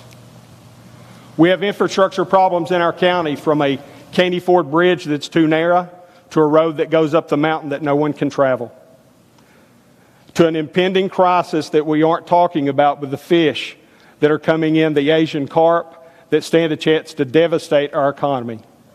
So I'm Monty Fritz, and I do ask for your vote, and I thank you for your attendance tonight. Next is Randy Childs. I'm Randy Childs, and I'd like to thank each and every one of y'all for coming out tonight, taking the time out of your day to come out to listen to us. If you read my bio, you see I'm probably the most simplest person here. I don't have some of the education that the other ones have, but I go back and I look at the things that I've done in my life to get to where I am now. I'm 54 years old. I started out in the Blair area, Dillis, a lot of you know where that's at, working on farms with my grandfather, getting to know people, and the biggest thing I've learned over those years was to listen to people. That's where I get my strength from, is listening. I can go and listen to you, listen to the people, listen to the ones we had up here today, just talking about the ones running for county executive stuff. All that brings one thing together. We have to work together or we're not going to go nowhere. Once we work together on things, we can make things happen. I've worked in production, I've worked in manufacturing, I've worked law enforcement, working together with the other cities, counties. That's how we work, make things work out. When I went to 2014, I started running for Kingston City Council. And everybody looked at me and said, "What are you thinking? You've got to be crazy." Well, let me tell you, we got in there, and most of the members are here tonight. I see them in the crowd. I can't look at you and say, "I done this, I done that." I didn't do nothing. Some of the ideas I come up with, some of the ideas they come up with, but we work together, and we've got more in the last 4 or 5 years in the city of Kingston than we've probably seen in the history of Kingston. The first 100 days, I've pretty well summed that up right there in what I've said. Meet with the colleagues out there, talk with them, get to know, let them know where you stand, and let them know that we're going to have to work together. Thank you. And our sixth candidate is Keaton Bowman. Mr. Bowman.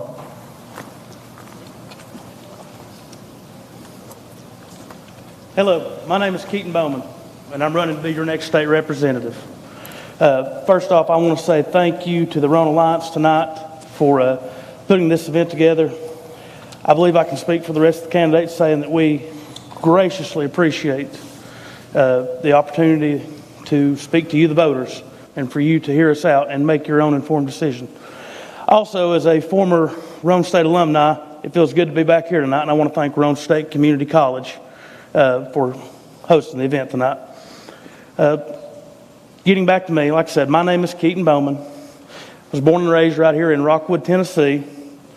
I am the son of a small business owner, Tom Bowman, who owns S.L. Bowman & Sons in Rockwood.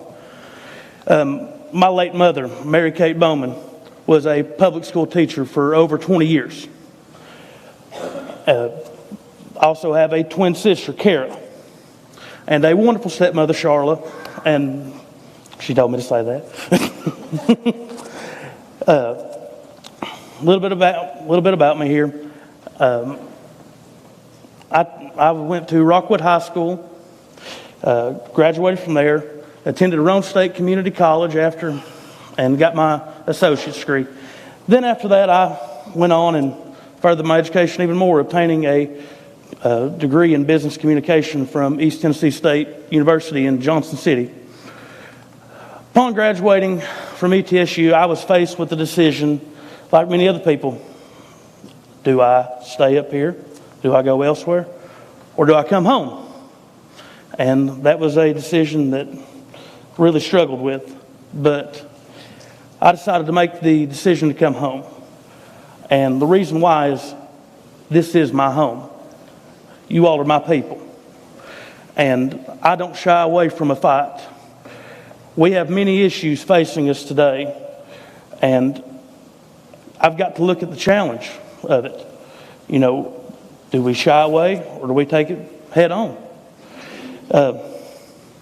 You know, why I want to be your all-state representative is I want to be your voice in Nashville. I want you all to understand that I will be accessible as your state representative. I want to hear your concerns. I don't have all the answers. I'm relying on you all as much as you all will rely on me. You know, hear your concerns. Come visit with me. So, you know, with that being said, on my first 100 days, the first thing, make myself accessible to you all always.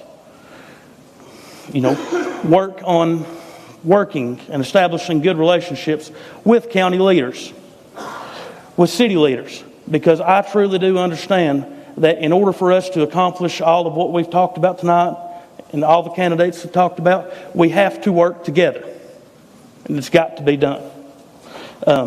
You know, one of the things that I see and kept hearing, and it's a little bit discouraging, is I hear the older generation say, well, what kind of world am I going to leave my kids in?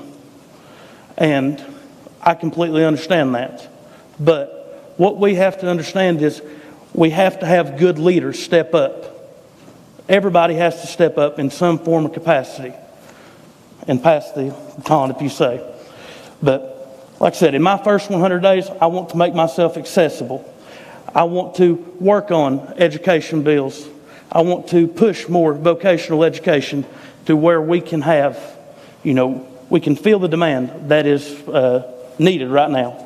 We need more electricians, more plumbers, more brick masons.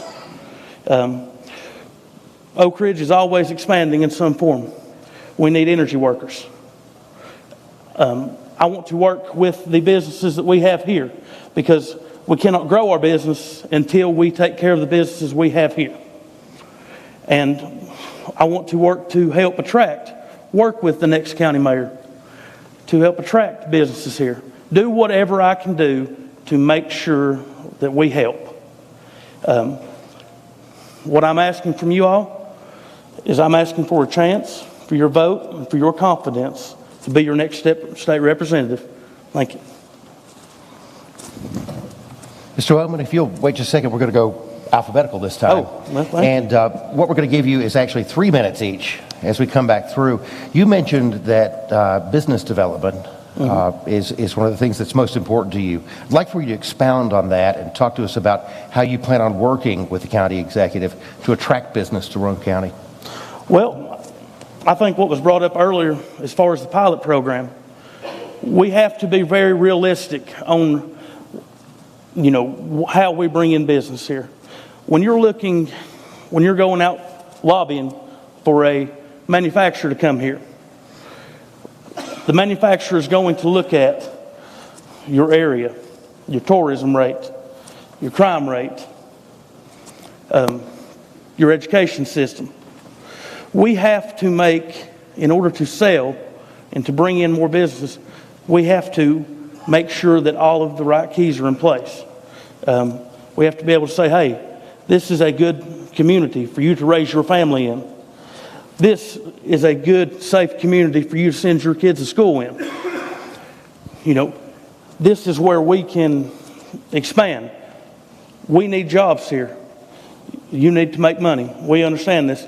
And by helping with the pilot program, by freezing the taxes for a set amount of time, I believe we can bring in more businesses here. And, we have to look at what our natural barriers are right here. We're very blessed right here in the 32nd District to have all the major waterways running. Like I say, look at the plants up in Oak Ridge. Look at TVA. We have to find a way to sell ourselves and attract ourselves.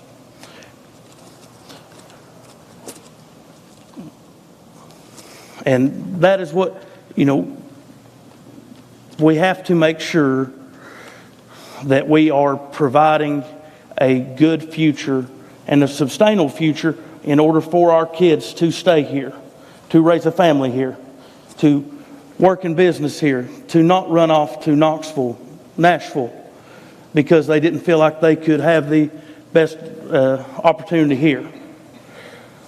I'm not saying that, that we cannot be in Nashville, but there is absolutely no reason that we can't grow and prosper and come into the 21st century with a good, booming local economy here.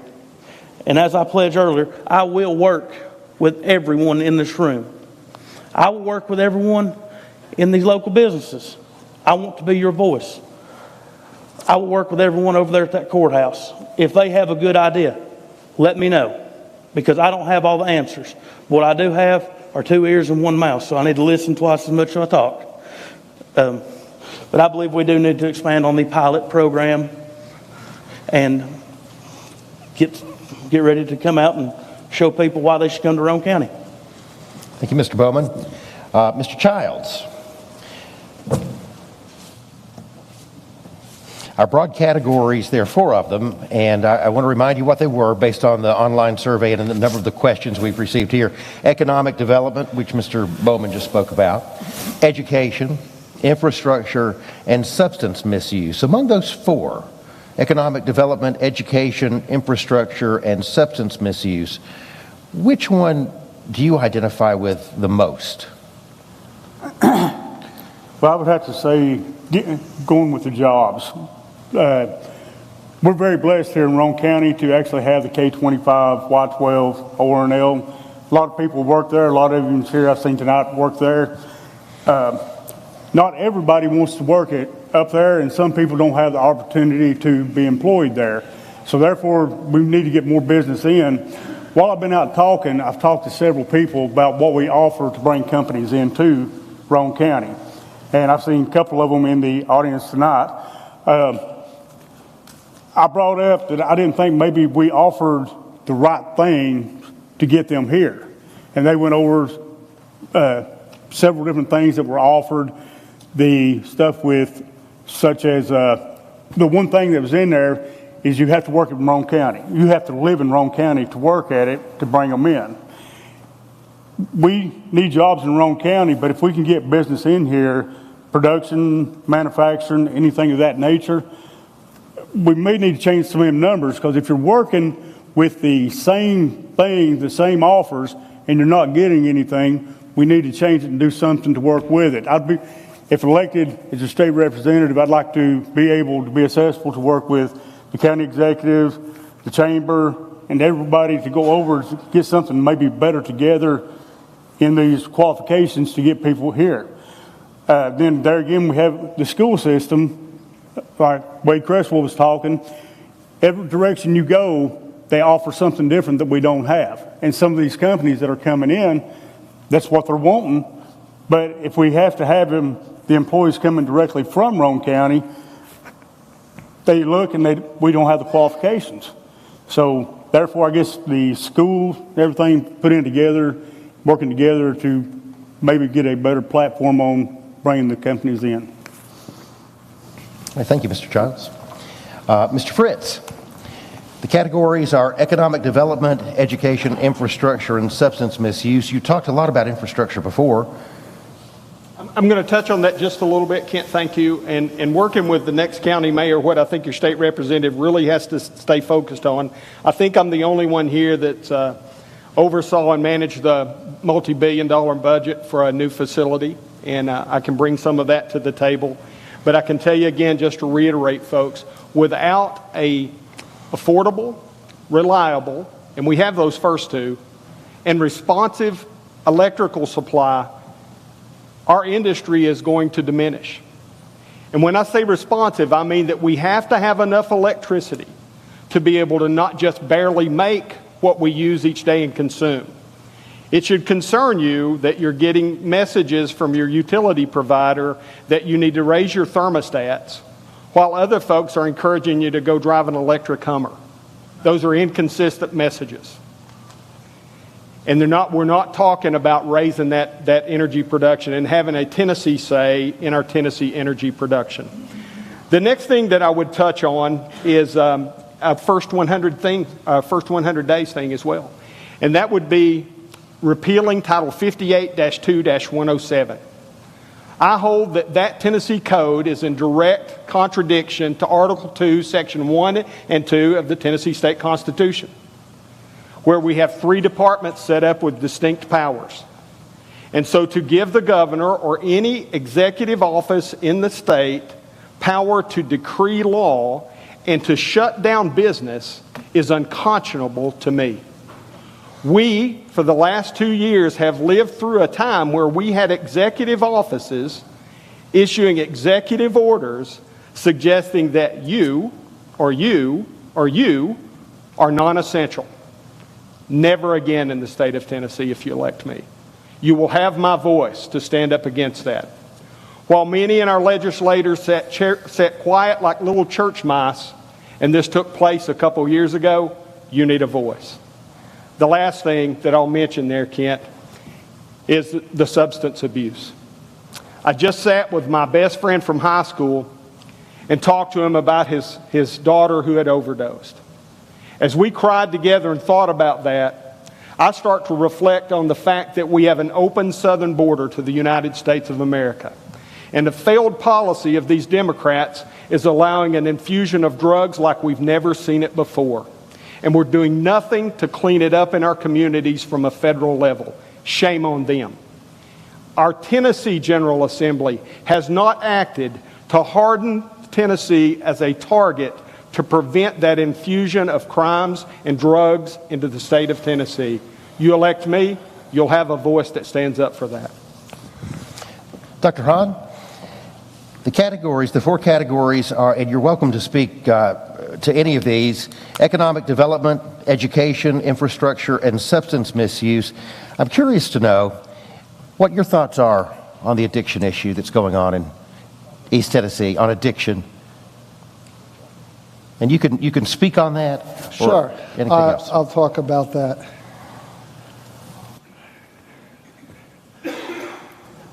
To sell drugs is a crime. To use drugs is not. It's an illness.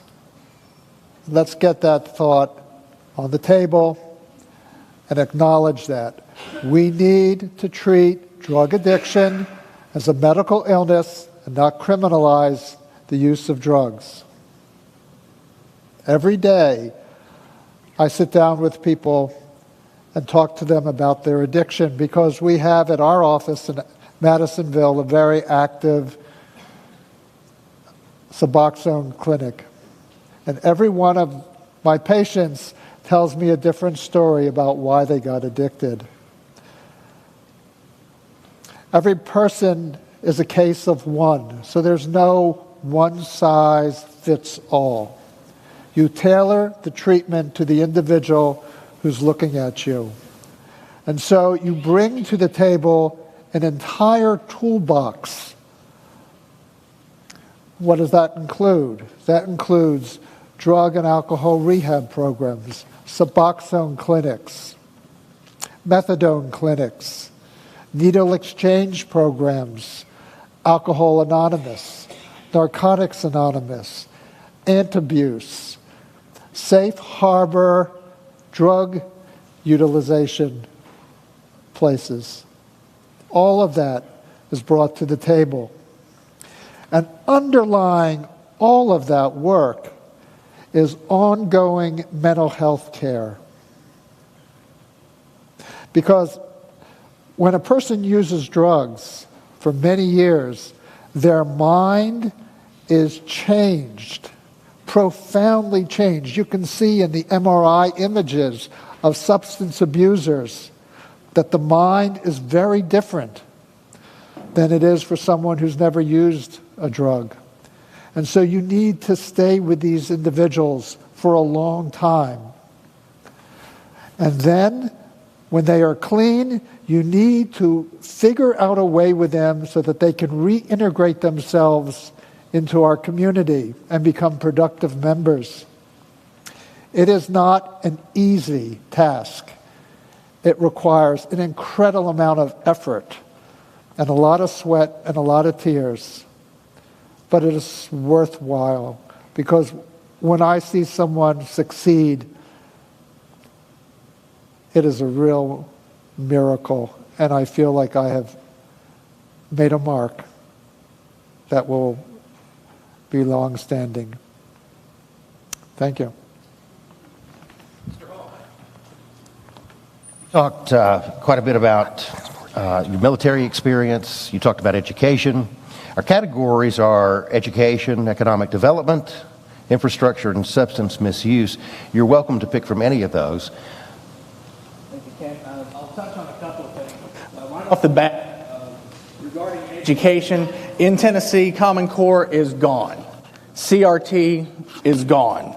Last legislative session, our legislature passed a new funding plan for our schools. It will not take place until 2024, but it gives us an opportunity to tweak it as we go forward so that when it is launched, it will be the best funding plan that we can have. Now, I want to say this, Tennessee is $1 billion behind Kentucky and Alabama in how we fund our schools, and we've got to fix that immediately. Our kids deserve more and better than what they are currently getting. I wanted to talk about vocational education just briefly, because Roane State's, since COVID, Roane State's and all the colleges, our enrollments have dropped, but you go to the vocational schools and their enrollments are raising. Not everybody is made for college. Not everybody. Some people want to get into the trades, and we need those tradespeople. So I want to work on getting more opportunities for people in vocational things. Now, regarding infrastructure is buildings, roads, power supplies, and all these things that are needed to operate societies or individual things. Now, regarding power supplies, in February, TVA unveiled a major new nuclear program for Tennessee, and the Clinch River site is the place where they are going to construct multiple advanced nuclear reactors and at its Clinch River site here in Tennessee. So yes, coal power is going away. Some of the steam plants, like in Gallatin, Tennessee, they're converting it to natural gas. But we are looking at more opportunities with nuclear power here. Right now, Tennessee's infrastructure, going from 2020 to 2025, we need $61.9 billion in infrastructure improvements between now and 2025.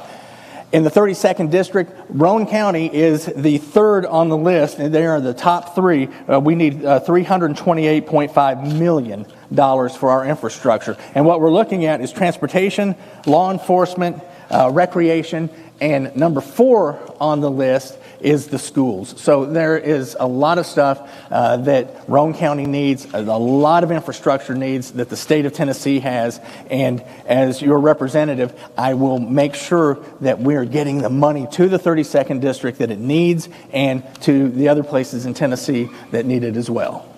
Thank you. Ms. Kirkham, you talked a lot about the importance of listening to constituents when you're going to Nashville. Tell us, though, out of those categories, and I'll repeat them if you'd like me to, what is your top category? Economic development, education, infrastructure, and substance abuse? Well, one of my top categories is economic development. I work closely hand in hand with Roane County government and the Washington Congress senators in the pilot program for Roane County. We implemented that for the Department of Energy, and it went very well. One size does not fit all. I'm quoting someone that quoted me.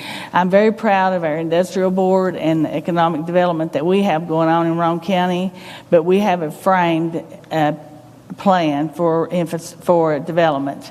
We need it flexible as a rubber band. What does your industry need to locate to Roane County? What can we do for you? 42% of the industries that relocate in Roane County want to know, what do you have? We have utilities, we have waterways, we have rails, we have an airport, we have the biggest national lab in the history of this area. We have the largest computer at that national lab that can do just about anything that needs to be done for you as a business person. We have pilot programs. We have TIF financing in the state of Tennessee. Pilot programs is payment in lieu of taxes, which is easily calculated, but in our county we have a framed category that you have to fit in to have that. You have to have so many employees from Roane County. You have to live in Roane County. There's a lot of little things that go into that. On the TIF tax increment financing, that's the difference in your taxes paid and the taxes that you raise that to. The difference in that goes to pay your payment until it's paid off, and then your complete balance goes to Roane County as tax structure. So economic development is very important to me.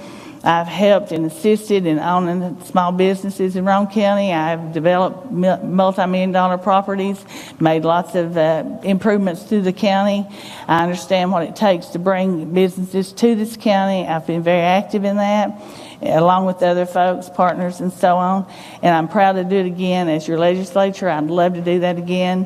One thing I want to say about education, I'm all about education. I am highly supportive of new implemented work, shoot, it just left me, the 2 years of college and 2 years of high school, and you graduate with the diploma, your associate's degree. I'm all about that. I think that's a great thing for the students to do. And vocational education, I'm 100% behind that. We do need electricians. I just learned the other day by touring the vocational school that once my generation of contractors are gone, we don't have any more contractors to build homes in Roane County. They're offering a new contractors program there. I do think vocational technical education is very important because everybody doesn't want to go to college. Everybody wants a degree, and those jobs, they leave the technical school with great wages. They're very well trained. Another thing I want to say about substance abuse, it is I have a little information for you, statistics. And Ms. Kirkham, let me stop you. That's the end of 5 minutes there. But what we're going to do in just a second is give everybody 3 more minutes to wrap it up and give your final pitch. I'll let you go ahead and start with that, and then we'll go back down the list. So if you want to talk about substance abuse in your final 3 minutes, you're welcome to. Well, I'm not going to try to top Dr. Hahn because he was very smart on that, but 10 deaths a month in Roane County is too many. And I think we need to partner with law enforcement and our local churches and our faith-based community to combat substance abuse. I do think it starts at the border. I did find that out since my investigation of it, and I do think that fentanyl and methamphetamines is coming across the border hundreds a day. And then I'll skip on to my final little spiel. First of all, I want to thank these gentlemen. I really do. We have made friends. I didn't know half of them, knew some of them better than others. But over the course of this campaign, we have run a clean campaign. We have ran into each other, knocking on doors. We've ran into each other here and there, and they have treated me with the utmost respect, and I want to compliment them in front of you all, and I have complimented each one of them in the clean actions that we've had in the clean campaign that we've ran. I'm not used to that as an elected official. I'm used to really having some nasty mud fights, but I appreciate it from these gentlemen. It speaks highly of them. And in my closing arguments, it would be an honor for me to serve as your representative. Like I said, if I get elected to this position, I'll do a lot of listening in Nashville. I'll bring a lot of things back home. I have relationships that I've built there. I have friends that I know there. I was fortunate enough to serve on the executive board of assessors and got a lot of accomplished for the area of Roane County and Loudoun County, and I hope to continue to do that. I hope that I can make better relationships and form better alliances with the leadership there. You are my voters. I'm your representative. My plans are to have an office in Roane County and an office in Lenore City so I can be accessible to you. You know the legislature meets the first 100 days of the year.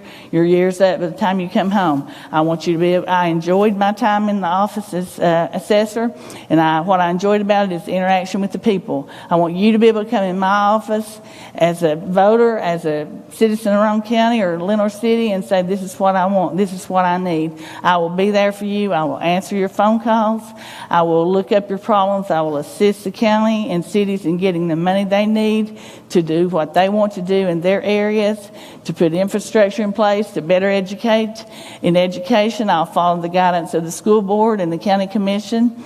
In any way that I can help bring dollars to this county, to preserve it, to make it better, to grow it, to develop it, to help you. I'll be here for you, your families, your children, your grandparents, your parents. As they call on me, I'll answer their questions. I'll implement things that I have implemented in the past to help them with their taxes, to help them with Greenbelt, to help them with the Veterans Disability Act, 100% veterans disability. My goal is to decrease that to 50 to 80, whatever your disability is, you get that off on your taxes. I have many plans and a hopeful future for the state of Tennessee, and it would be an honor for me to serve as your state representative. Mr. Hall, 3 minutes to tie any loose ends and to make your closing argument. First, I want to say thank you to the Alliance for putting this on tonight. It's been fun. I've learned a lot from every one of these candidates who are sitting up here, and it's been. I think there's too many of us, but you know, we've had a good campaign, I think. I've got to say, the red meat issues people ask about a lot. When I'm sure that the others have those too. They want to know where we stand on these national issues that we're really not going to get to deal with at the state level. But Second Amendment, I'm for it. For all those amendments and the whole Constitution, both the U.S. Constitution and the Tennessee Constitution. Border security, we've got to do something there. My brother pastors a church 63 miles from the Mexican border, and the violence has creeped over from Mexico into Texas to where the authorities said, Pastor Hall, you need to make sure that you have some parishioners packing weapons. He goes, this is Texas, but because they are having to pack weapons. But how sad is that we have to bring weapons to church to worship God? I want to talk about the economy. You talked about the $5 gas. It's ridiculous. And from day one, President Biden closed the Keystone Pipeline and stopped drilling on federal lands and stopped any new drilling from going on because he wants green energy. Now, there's nothing wrong per se with green energy, but America runs on oil, and it's going to take a long time to make us not oil dependent. So these are things that are very important to me. I just want to say that moving forward, as early voting starts in about 2 weeks, and you'll be able to start casting your votes. And then August 4th is the primary election.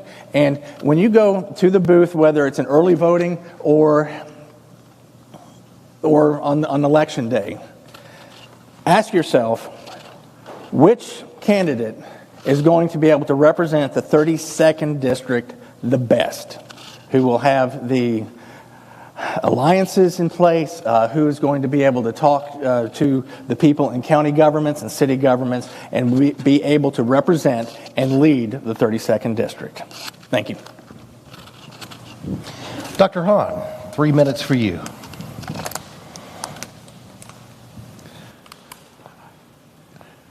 I try not to watch the national news much, but I have to. And when I hear politicians carp and cavil and criticize each other, when I hear them dismiss each other with denigrating remarks, I just shake my head in dismay. That's not how politics should be conducted. And I'd like to leave you with the words of Annabelle O'Brien. She said to me one day as we were chopping vegetables in her kitchen, she said, "Jan, politics is a beautiful word. I have seen politicians build hospitals, construct schools, lay down roads. There is no greater honor for a citizen than to be asked by one's fellow citizens to write the laws that govern their relationships with each other. Yes, Jan, politics is a beautiful word." So I'm asking you, let us rededicate ourselves to that vision of politics. Politicians should give voice to the healthiest aspirations of its citizens. Politicians, by their words and their deeds, should inspire the better angels of our souls to unite and solve common problems. Let us dedicate ourselves to that vision and engage anew in this most noble of professions. Thank you.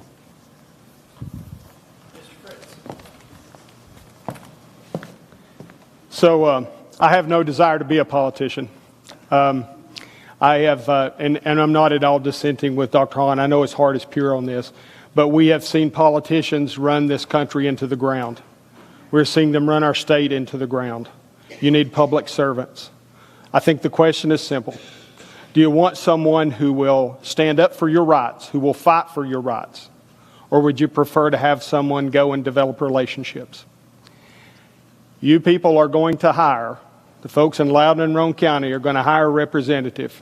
Do you want someone to fight for you? Or do you want someone to go be absorbed into the system and become part of a system, a corrupt and broken system that is taking your money, taxing you to death, and violating your rights? I think it's that simple.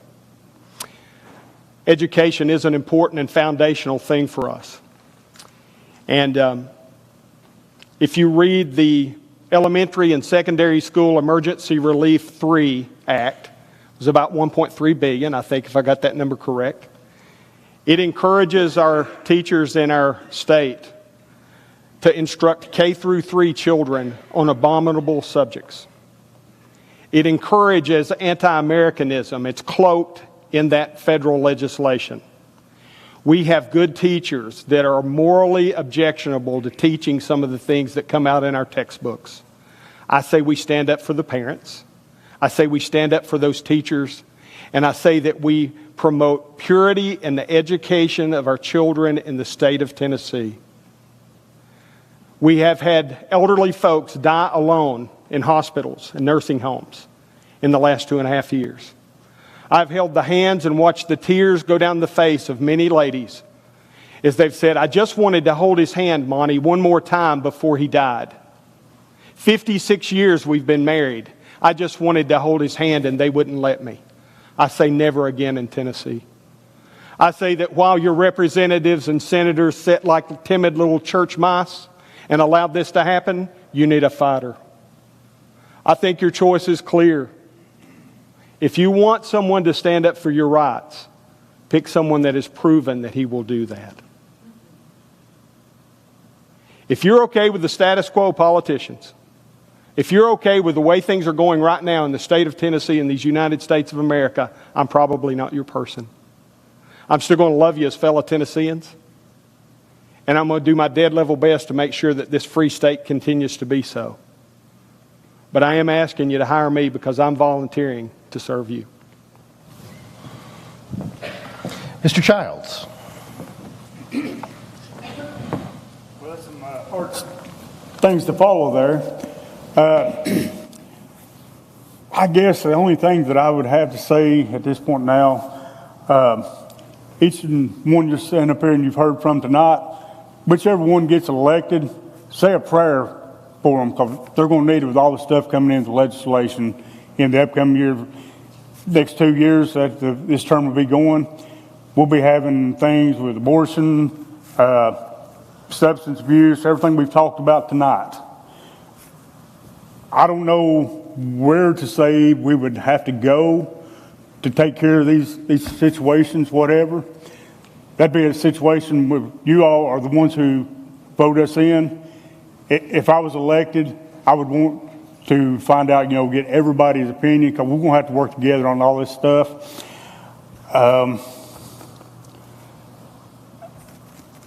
When we talk about serving and as a politician, sometimes when I hear that a politician, because I've been on Keystone City Council for 2 terms, I myself think 2 terms and be done with. I'm not out here to get a supplement income. I'm here to get stuff done for you. If you want to send someone down to Nashville that can work with other people and get things done, I would appreciate your vote. Thank you. And Mr. Bowman.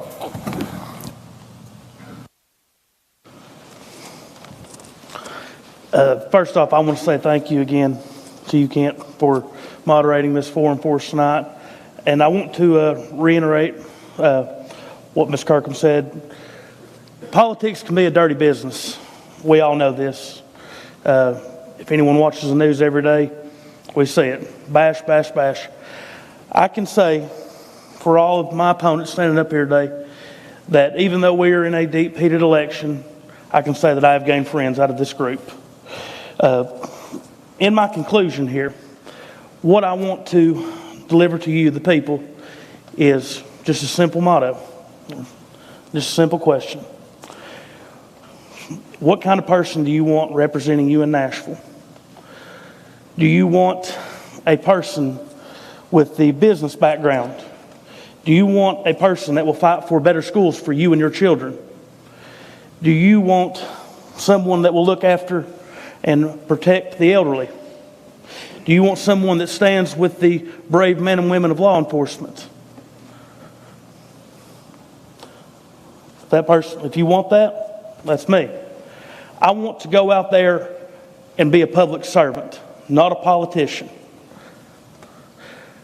You know, this is not a full-time job. I have took time away from my job to run for this office because I believe that public service is one of the best things that a person can give back to their community. And I am saying this right now. What you'll get out of me as your state representative, you will get an honest man. You will get someone who will work tirelessly for you. And at the end of my term, when I decide to come home, my biggest goal that I want to say is I left it, when I come home, I left it better than when I come out here. And guys, I want to thank you all for being here tonight. It has been a pleasure. And as we come into these coming weeks, we go to early voting starting July 15th. I want you all to think about the decision. What kind of person do you want to send to Nashville? I ask you for your vote, your prayers, and I thank you all very, very much. I think you'll agree we have 6 fine candidates for State House of Representatives.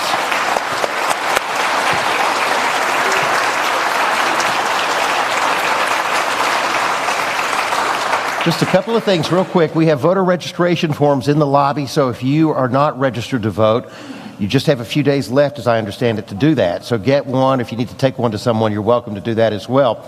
And the candidates are now going to make their way to the lobby, where you're invited to not hurry out, but take just a few moments to ask questions and meet them. On behalf of the Chamber of Commerce and Leadership Roane County, thank you so much for being here. God bless you, and make sure you vote.